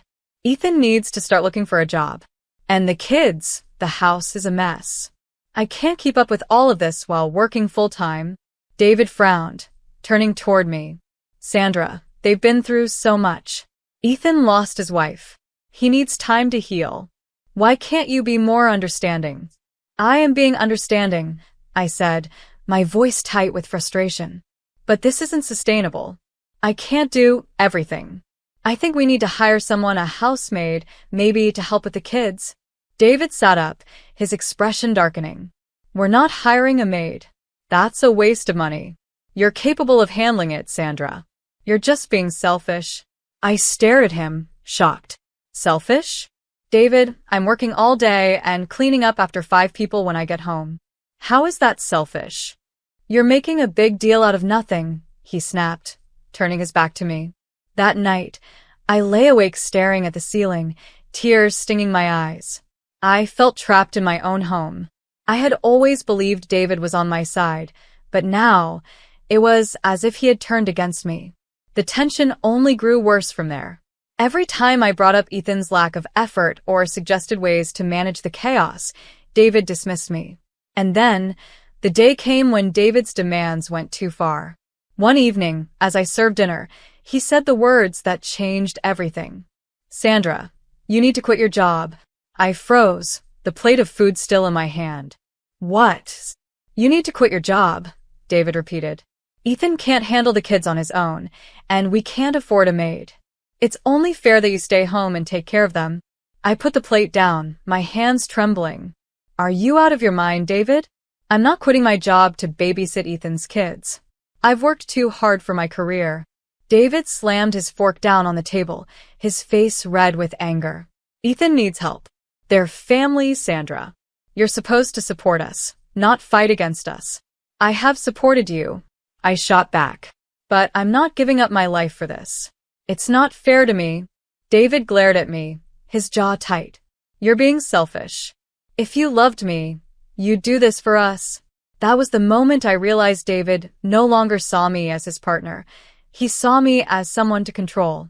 And what happened next would change everything. I wish I could say things got better after that argument, but they didn't. Instead, everything spiraled even further out of control. David refused to let the subject go, bringing it up at every opportunity. "Sandra, you're not being fair to Ethan. You don't understand what he's going through," he would say, as though I was some cold, unfeeling person. It wasn't true. I felt terrible for Ethan, and I cared about the twins, but I wasn't willing to sacrifice my entire life. I had worked hard to become a financial analyst, building a career that gave me independence and pride. Now David wanted me to throw it all away, as if my life didn't matter. One evening, after yet another exhausting day at work, I came home to chaos. The living room looked like a tornado had passed through. Toys were scattered everywhere, juice was spilled across the coffee table, and Liam was jumping on the couch while Ava scribbled with crayons on the wall. Ethan was sitting on the recliner, glued to his phone. "Ethan," I said, trying to stay calm, "can you please help me with the kids? I've been working all day, and I just need a little break." He barely glanced up. "They're fine, Sandra. They're just kids. Relax." Relax? How could I relax when my house was falling apart? I turned to David, who had just walked in, and I couldn't hold back anymore. "David, this has to stop," I said, my voice shaking. "The house is a disaster. Ethan isn't even trying to look for work, and the kids—" "Stop it, Sandra." David snapped, cutting me off. "You're always complaining. Can't you see we're doing the best we can?" "The best you can?" I shot back, feeling my anger bubble over. "I'm the one who's working full-time and cleaning up after everyone. I'm exhausted, David. I can't keep living like this." David's face darkened, and he stepped toward me, his voice low and threatening. "I told you what you need to do, Sandra. Quit your job and take care of things here. This is your responsibility." I stood my ground, refusing to back down. "No, David. I won't quit my job. If you want help, hire a maid. That's the only solution. The moment I said it, I knew it would set him off. David's expression twisted in anger, his fists clenching at his sides. The room fell silent except for the sound of the twins playing in the background. David stormed into the kitchen, muttering under his breath.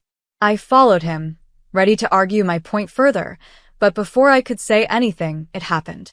He grabbed the rolling pin from the counter, turning toward me with rage in his eyes. David, what are you doing? I whispered, fear gripping me as I took a step back. You just don't get it, Sandra, he shouted, and before I could move, he swung the rolling pin with brutal force. The pain exploded through my head like a bomb. I felt the world spin as I stumbled backward, crashing to the floor. My vision blurred, and I could hear the distant sound of Ava giggling from the other room, completely unaware of what had just happened. I lay there for a moment, unable to move, my head throbbing as warm blood trickled down the side of my face. I could barely make out David standing over me, frozen in shock, his face pale.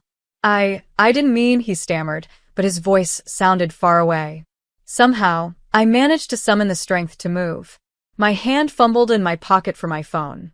Everything hurt, my head, my body, my heart, but I knew I had to call for help. 911, I whispered into the phone, my voice weak. Please help me. I don't remember much after that. I vaguely recall the paramedics arriving, their faces blurry as they leaned over me, asking me questions I couldn't answer. The last thing I saw before slipping into unconsciousness was David standing in the corner, his hands still trembling. When I woke up, I was in the hospital. Bright lights glared down at me, and the sound of beeping machines echoed in the quiet room. My head was bandaged, and the pain was still there, though dulled by the medication they had given me. A nurse was standing beside me, her voice kind but professional. Sandra, you're in the hospital. You suffered a head injury, but you're going to be okay. I nodded weakly, tears stinging my eyes as the memories came flooding back. The argument. The rolling pin. David's face as he realized what he'd done. The nurse must have seen the look on my face, because she gently placed a hand on my shoulder. The police are here, Sandra. They need to talk to you. The police? My heart pounded. I hadn't even thought about what would happen next.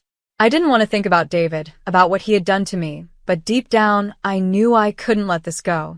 When the officer walked into my room, his face serious and concerned, I took a deep breath. It was time to tell the truth. Mrs. Carter, he said gently, can you tell me what happened? I nodded, my voice trembling as I began to speak. I told him everything about the arguments, the stress, the rolling pin.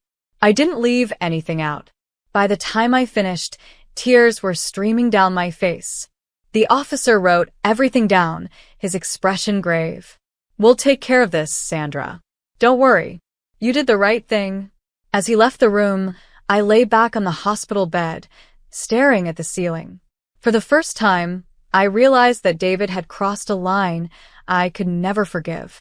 He had betrayed me, not just as a husband, but as a human being. That night, as I lay alone in the sterile quiet of the hospital room, my pain began to turn into something else, determination. David thought he could hurt me and get away with it. But he was wrong. I was going to make sure he paid for what he did. Lying in that hospital bed, staring at the ceiling, I made a promise to myself. I would not let David get away with what he did to me. I had spent years supporting him, loving him, believing we were a team. And what did I get in return? A brutal betrayal. A rolling pin to the head. That night, something inside me hardened. I would take my life back, and David would pay for every ounce of pain he caused me. The next morning, I woke up determined. My head still throbbed, and the bruises on my face were visible in the small mirror on the hospital wall.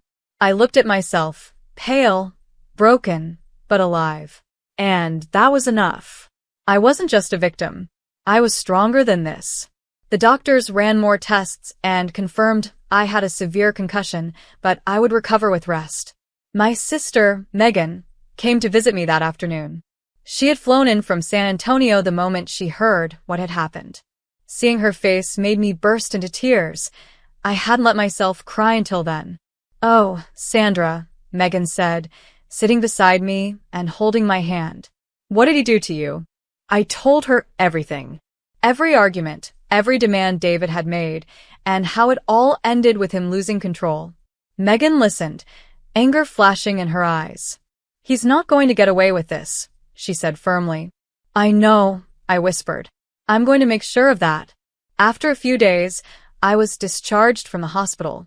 I still felt weak, but the fire inside me burned brighter than ever.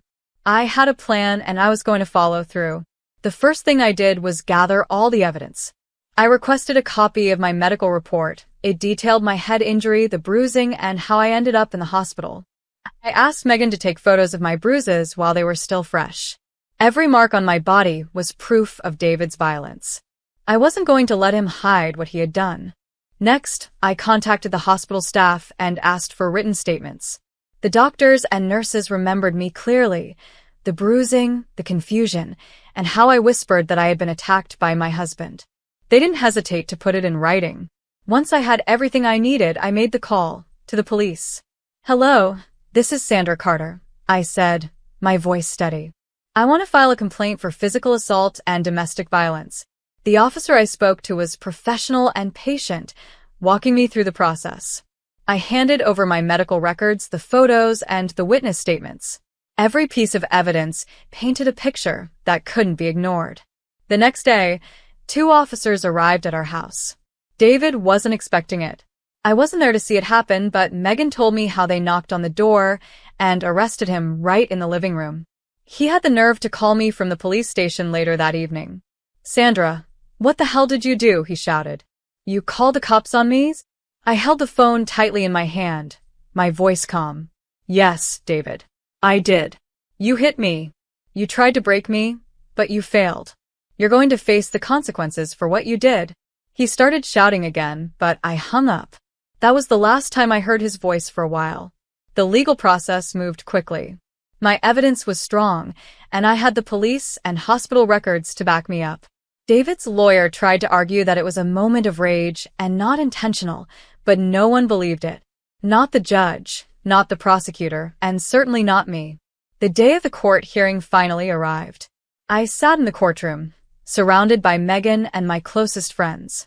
David sat across the room, looking smaller than I'd ever seen him. He didn't even look at me. The prosecutor laid out the facts clearly. Mr. Carter assaulted his wife, Mrs. Sandra Carter, causing severe head injuries. The evidence speaks for itself: medical reports, photographs, and witness statements. David's lawyer tried to argue for leniency, but it was no use. The judge's voice echoed through the room as he delivered the sentence. "David Carter, you are hereby sentenced to 3 years in prison for physical assault and domestic violence. Additionally, the court will seize control of your property and savings to ensure financial penalties for your actions." Hearing those words was like taking a breath of fresh air. For the first time in months, I felt free. David's face went pale. He looked at me then, really looked at me, as if he couldn't believe this was happening. But it was too late for regret. As I walked out of that courtroom with Megan by my side, I knew one thing for certain. My revenge was complete. David had taken so much from me, but I had taken back my power. And this time, I wasn't going to let anyone take it away again. After the sentencing, I walked out of the courtroom feeling lighter than I had in months. The weight I had been carrying, of fear, anger, and betrayal, had finally been lifted. David was going to prison for 3 years, and his property and finances were now under court control. For the first time in a long time, I felt safe, and most importantly, I felt free. The weeks that followed were about picking up the pieces of my life.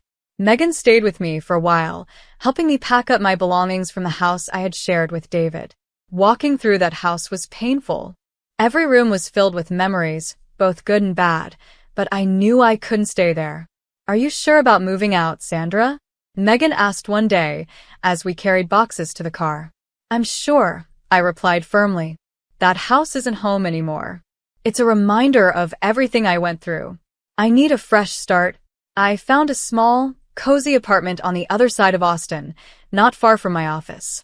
It wasn't big, but it was perfect for me.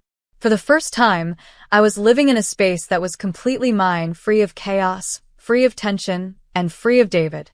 The first few days alone were strange. I wasn't used to the quiet, but soon, I began to embrace it. I started filling my apartment with things that brought me joy: soft cushions, potted plants, warm lamps that gave the place a golden glow. I even picked up a new hobby: cooking. It felt good to create something for myself, something that wasn't for anyone else's approval. My job at the financial firm became a lifeline during this time. I threw myself into my work, taking on new projects and earning recognition from my boss. For years, I had put everyone else's needs ahead of my own, but now I was rediscovering who I was: a woman who was strong, capable, and independent. One day, I received a letter in the mail. It was the finalization of my divorce from David. Holding that paper in my hands, I felt an overwhelming sense of relief. It was official. That chapter of my life was closed, and there was no going back. I spent a lot of time reflecting on what had happened. For a while, I had been angry, not just at David, but at myself for letting things get so far. But over time, I realized something important. I wasn't weak for staying as long as I did. I was strong for leaving. I was strong for standing up for myself and seeking justice. David had underestimated me. He thought he could control me, silence me, and break me. But I proved him wrong. Rebuilding my life wasn't easy, but it was worth it. I learned to find joy in the little things, like the smell of fresh coffee in the morning, the peace of my apartment, and the satisfaction of knowing that I was finally living for myself. One evening, as I watered the plants on my balcony, the sun dipped below the horizon, casting a golden light over the city. I stood there for a moment, breathing in the warm air, and I smiled. David's betrayal and cruelty had nearly broken me, but I survived. I didn't just survive, I thrived. I reclaimed my strength, my dignity, and my future. This is my story. It's not just about betrayal or revenge. It's about rising up when life tries to knock you down. And for the first time in years, I felt truly free. After a heated argument, my husband pushed me down the stairs. Badly injured and unconscious, my 8-year-old son bravely called for help. At the hospital, my husband stormed in, grabbed my arm, and, in a fit of rage, punched my injury. The pain was unbearable, but what happened next was truly shocking. I used to believe in fairy tales. The idea that love could be enough, that the right person could make life beautiful, that once you found them, everything would fall into place. That was the dream I held on to when I met Ryan. He was everything I thought I wanted: confident, charming, attentive. He knew how to make me feel special, how to say the right things at the right time. I was drawn to him like a moth to a flame, completely unaware that the warmth I felt in the beginning would one day turn into something that would burn me alive. We met at a coffee shop in downtown Chicago. I was grading papers back when I was still a teacher, and he sat at the table next to me. He struck up a conversation, effortlessly weaving his way into my world. I remember how he made me laugh, how he told me he admired my dedication to shaping young minds. Within weeks, we were inseparable. He made me feel like I was the most important person in the world. A year later, we were married.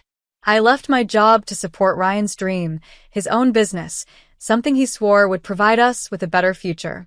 He convinced me that it made sense for me to focus on our home, on the family we would build together. I believed him. I trusted that he wanted the best for us. In the beginning, it even felt right. I loved making our house a home, preparing meals for us, and imagining the life we were going to create. Then slowly things began to change. At first, it was subtle, little comments that made me doubt myself. You didn't clean properly today, or what do you even do all day? They weren't cruel, not yet, but they planted tiny seeds of doubt in my mind. I started questioning myself, wondering if I really was doing enough. I worked harder, keeping the house spotless, making sure dinner was always ready on time, avoiding anything that might upset him. Then Noah was born, and for a while, things got better. Holding my baby boy in my arms gave me a sense of purpose I had never felt before. I poured all my love into him, determined to be the best mother I could be. Ryan seemed happy, too, at least in the beginning. But then, the stress of his business failures began to weigh on him, and suddenly, I became his punching bag. Not physically, not yet, but emotionally, mentally. His words cut deeper than any wound ever could. You're lucky I put up with you. If it weren't for me, you'd have nothing. You're a terrible wife. Useless. At first, I tried to fight back. I told him how much I was doing, how hard I worked to keep everything running smoothly. But he always had an answer. He made me feel small, worthless, like I was failing at the only thing I was supposed to be good at, being his wife and Noah's mother. And then came the anger, the outbursts. He started snapping at Noah, too. My sweet, innocent boy, who only wanted his father's love. Ryan would scold him over the smallest things, leaving his toys out, talking too loudly, asking too many questions. I did my best to shield Noah, to step in before Ryan's temper flared, but it only made things worse. Stop babying him, Lily, Ryan would sneer. Maybe if you disciplined him properly, I wouldn't have to step in. It didn't matter what I said. Ryan always had an excuse. It was always my fault. I told myself I could handle it, that if I just tried harder, if I was a better wife, things would get better. But the truth was, Ryan didn't want a wife. He wanted a servant, someone to control. Then, everything changed one night. The night I finally saw him for what he really was. It had been a long day. Noah had been sick, and I had barely slept the night before. I was exhausted, running on fumes, but I still made dinner, still made sure the house was in order before Ryan got home. But when he walked in, he was already in a bad mood. Another failed business deal, another excuse to take his frustration out on me. I barely had time to say hello before he started. Why is dinner late? He snapped. It's not, I said softly, trying to keep the peace. It's right here. Don't talk back to me, Lily, he warned, his eyes dark with something I had learned to fear.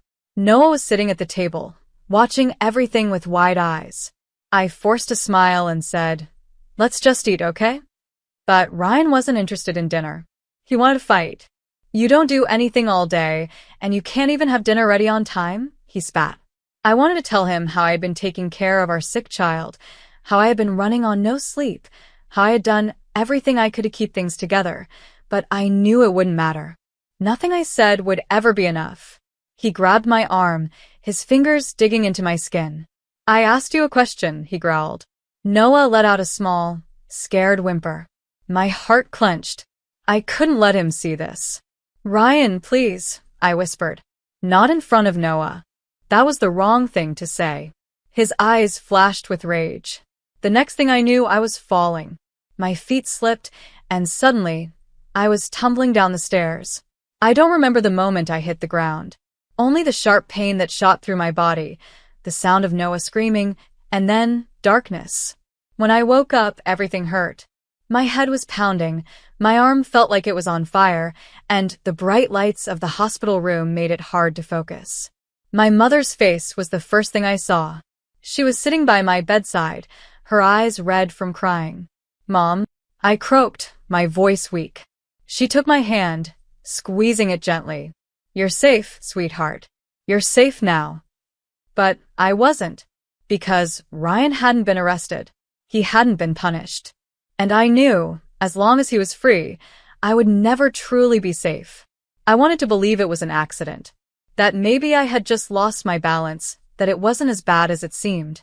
But deep down, I knew the truth. Ryan had pushed me, and that meant it would only get worse. The pain in my arm was unbearable, but it was nothing compared to the ache in my heart. I had spent years making excuses for Ryan, convincing myself that his anger wasn't really his fault, that he was just stressed, that he would change. But lying in that hospital bed, staring at the bruises on my arms, I finally saw the truth. I was trapped in a cycle that would never end unless I did something about it. Noah. I needed to get out for him. I couldn't let my son grow up thinking this was normal. That love was supposed to hurt. That a father was supposed to make his family afraid. My parents had been there when I woke up, their faces filled with worry. My mother kept brushing my hair back, whispering, "You're safe, sweetheart." But I wasn't safe. Not yet. Ryan didn't show up for 2 days. 2 whole days without a single phone call, a single message. And then, just when I started to believe he might not come at all, he walked in. I should have expected his reaction. The moment he stepped into the room, his face twisted in annoyance, not concern. He didn't rush to my side. He didn't ask if I was okay. He just stood there, shaking his head like I had inconvenienced him. "Are you done with this drama now?" he said, his voice low but sharp. I blinked at him, my throat dry. "What?" "You heard me." He stepped closer, his eyes dark. "You're lying here, making a big deal out of nothing, while I'm the one left dealing with everything at home." Everything inside me froze. He didn't care. Not even a little. "Ryan, I fell down the stairs," I said, my voice shaking. He scoffed. "Yeah, and whose fault is that?" I stared at him, my body numb. Was he seriously blaming me? Did he really think I had done this to myself? "You need to get up, Lily. Let's go." "I can't just leave. I have a fractured arm, and my head." "Oh, come on." He let out a bitter laugh. "This is ridiculous. Do you have any idea how much this is costing us? I don't have money to waste on hospital bills because you can't be careful." Tears burned my eyes. I had spent years making myself small, staying quiet to avoid making him angry. But this was beyond cruel. "I'm not leaving," I said, my voice barely above a whisper. Ryan's face darkened. He stepped closer, gripping my uninjured arm. "You don't get to decide that." I sucked in a breath. He was going to drag me out of the hospital if he had to. He didn't care if I was in pain. He didn't care if I was hurt. "Let go of me," I whispered. "Lily, let go." A voice cut through the tension. "Step away from her." We both turned. A nurse stood in the doorway, her face pale but firm. And next to her, a police officer. Ryan's grip loosened instantly. "This is a misunderstanding," he said, putting on that fake, charming smile he used with other people. "She's my wife."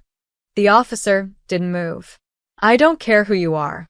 If you don't step back right now, I will escort you out." For a moment, Ryan didn't move. His jaw clenched, his eyes flashing with anger. But then, with a deep breath, he let go of me and took a step back. "We'll talk later," he muttered before turning and walking out of the room. I felt my whole body collapse into the bed, as if I had been holding my breath this entire time. The nurse rushed to my side, checking my arm. "Are you okay?" I nodded weakly. "That man shouldn't be anywhere near you," she said softly. I swallowed hard, my mind racing. She was right. Ryan had already taken so much from me. If I let him, he would take more. My freedom, my sanity, maybe even my life. I had to stop this. That night, I made the hardest decision of my life. With the help of my parents, I filed a police report. My mother held my hand the entire time as I recounted everything, every cruel word, every time he had grabbed me, every moment I had been too afraid to fight back. The officer listened carefully, taking notes. He didn't question me. He didn't doubt me. "You're doing the right thing," he said. For the first time in years, I allowed myself to believe that. The next few days were a blur. My parents took Noah home with them while I stayed in the hospital for further observation. Ryan called. And called. And called. First, he was angry. "How dare you file a report against me?" Then he tried to play the victim. "Lily, come on. You're blowing this out of proportion." Then came the fake apologies. "I didn't mean it. You know I love you." But I didn't answer. Sophia, my lawyer, was the one who advised me to ignore him. I met her through a domestic abuse support organization my mother had contacted. She was fierce, confident, and made it clear that I had more power than I thought. "Ryan will try to manipulate you," she warned. "He'll say whatever he can to make you doubt yourself. But don't listen. You have a case against him, and I'm going to make sure he faces consequences." I wanted to believe her, but part of me still feared him. Then one evening, I received a message that made my blood run cold. It was a voicemail from Ryan.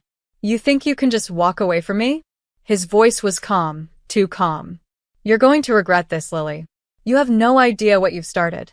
I sat there, my hands shaking. This wasn't just an empty threat. This was war. And for the first time, I was ready to fight back. I had spent years letting Ryan control me, letting him make me feel small, weak, incapable. But something inside me had shifted. Maybe it was the way he had grabbed me in that hospital room, or the way he had looked at me as if I was nothing but a problem he had to deal with.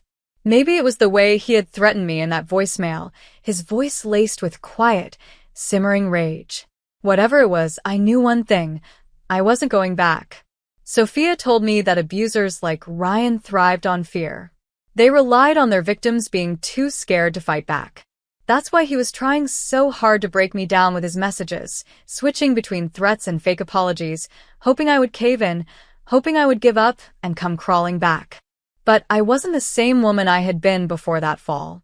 I had woken up in that hospital bed a different person, a person who had seen just how little Ryan cared if I lived or died. I couldn't ignore his threats, though. Sophia advised me to document everything, to keep every voicemail, every message, every attempt he made to intimidate me. She was determined to make sure he faced the consequences. "We have a strong case, Lily," she said, "but we need to be prepared for the kind of games he'll play." She wasn't wrong. A week after filing the report, I received another voicemail. This time, his tone was softer. "Lily, I don't know what's happening to us," he said, his voice filled with forced sadness. "I know I've made mistakes, but can't we just talk? Can't we fix this?" I almost laughed at the absurdity of it. Talk. Ryan had spent years making sure my voice didn't matter, and now he wanted to talk? I didn't respond. I knew exactly what this was, just another tactic. He wanted me to let my guard down. And when I didn't answer, his next message was full of anger. "You think you can do this to me? You think you can take my son away from me? You're nothing without me, Lily. You hear me? Nothing." I forwarded every voicemail to Sophia. She assured me that this was only helping our case, proving just how dangerous Ryan really was. Still, the fear never fully left me. Every time my phone buzzed, my stomach twisted. Every time I heard footsteps outside my parents' house, I held my breath. What if he showed up? What if he found a way to hurt me again? The night I finally let myself break down, Noah was already asleep in my parents' guest room.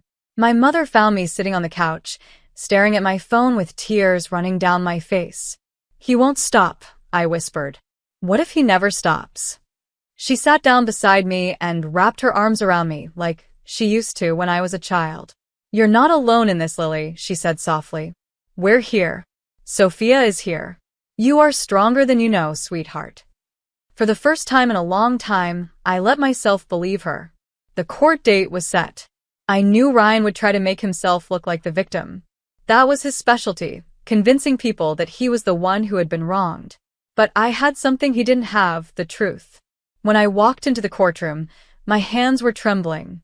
I had prepared myself for this moment, but nothing could have truly prepared me for the sight of Ryan sitting there, looking as confident as ever. He was wearing his best suit, his hair neatly styled, his expression calm and controlled. It made my stomach turn. He still thought he was in control. Sophia gave me a reassuring nod as we took our seats. "Just tell the truth," she whispered. "That's all you need to do." The trial started with the prosecution laying out the case against Ryan. The nurse from the hospital testified first, describing how she had witnessed him grabbing me, how she had seen the fear in my eyes. Then the police officer who had removed him from the room took the stand, explaining how Ryan had resisted leaving and how aggressive he had been. Ryan's lawyer tried to downplay everything. "My client was simply frustrated," he argued. "He had been dealing with a difficult situation. He never meant to harm his wife." Sophia stood up then, her voice firm. "And yet, he did harm her. He verbally and physically assaulted her. We have evidence of his continued harassment, including threats made after she left him." That's when she played the voicemails. Hearing his own words echo through the silent courtroom made Ryan shift uncomfortably in his seat. His confident demeanor faltered just a little. I kept my eyes on him the whole time, watching as he clenched his jaw, as his fingers tightened into fists on the table. Then it was my turn to speak. I took a deep breath and walked to the witness stand. My hands shook as I placed them on my lap, but I didn't let the fear control me. I looked at the judge, then at Ryan, and I spoke my truth. I told them everything about the slow, creeping control, the way his words had chipped away at me over the years, about the way he had started snapping at Noah, the way I had spent years walking on eggshells, terrified of setting him off. And then I described the night I fell, how he had grabbed me, how I had lost my balance, how he hadn't even bothered to help me when I lay broken at the bottom of the stairs. Ryan's lawyer tried to shake me. "Mrs. Collins, isn't it possible you simply lost your footing? That this was an accident?" I met his gaze head-on. "No," I said, my voice steady. "It wasn't an accident." The cross-examination ended shortly after that. I had told the truth, and no amount of twisting words could change that. When the judge called for a recess, I felt like I could finally breathe again. Sophia squeezed my hand. "You did amazing," she said. I glanced over at Ryan. He wasn't looking at me anymore. He was staring at the table, his jaw tight. For the first time, he looked afraid. It wasn't over yet, but for the first time in years, I felt something I hadn't felt in a long time. Hope. The courtroom felt like it was holding its breath as we waited for the verdict. I sat there, my hands clasped together tightly, my heart pounding in my chest. Ryan hadn't looked at me once since I had finished my testimony. Maybe for the first time in his life, he realized he had lost control over me, that he couldn't intimidate me into silence anymore. The judge returned, and everyone stood. The moment of truth had arrived. I barely heard the legal formalities as the judge spoke, but the words that mattered hit me like a wave. Based on the evidence provided and the testimonies heard, the defendant, Ryan Collins, is found guilty of domestic assault and harassment. He is hereby sentenced to 2 years in prison and is required to pay financial compensation to the victim. The moment the gavel struck, sealing the verdict, I let out a breath I hadn't even realized I was holding. My body trembled, not from fear this time, but from the overwhelming weight of relief. It was over. Ryan stood frozen, his face drained of color. His lawyer whispered something to him, but he barely reacted. The officers approached to take him into custody. That's when he finally turned to look at me, his eyes filled with something I had never seen before. Fear. Not for me, but for himself. "You'll regret this, Lily," he hissed as they led him away. But for the first time in my life, his words didn't scare me. I met his gaze, my voice steady. "No, Ryan." "I won't." Afterward, my parents hugged me tightly, my mother crying tears of relief.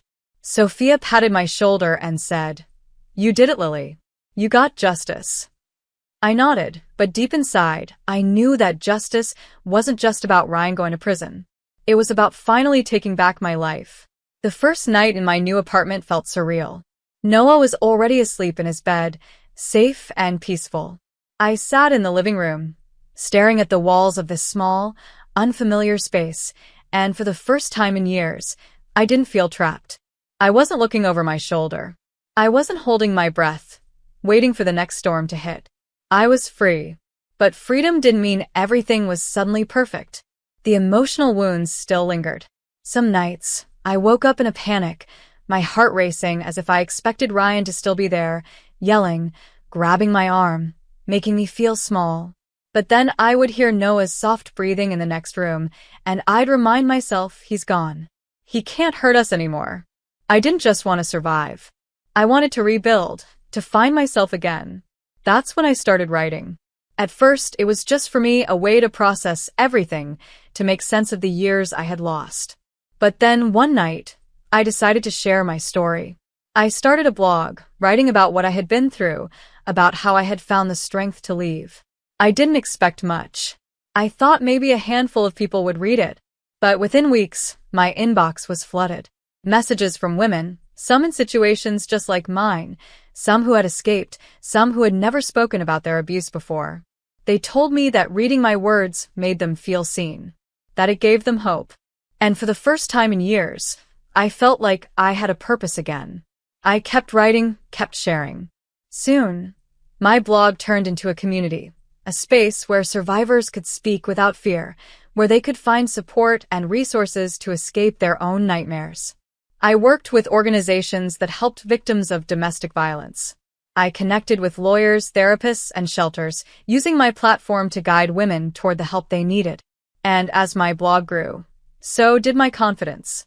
One evening, as Noah and I sat on the couch watching his favorite show, he turned to me and said, "Mom, you're smiling more now." His words caught me off guard. I hadn't even realized it. "I am?" I asked. He nodded.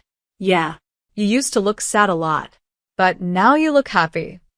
Tears filled my eyes, but this time, they weren't from pain. I pulled him into a hug, holding him tightly. "I am happy, sweetheart," I whispered, "because we're finally safe. It took time, but I built a new life for us."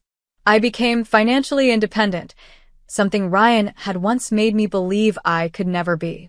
I made new friends, ones who knew me as Lily, the survivor, not Lily, the broken wife. I no longer lived in fear. Ryan was gone, but he no longer had power over me. I was no longer the woman he had tried to break. I was stronger, wiser, free, and I would never, ever be silent again.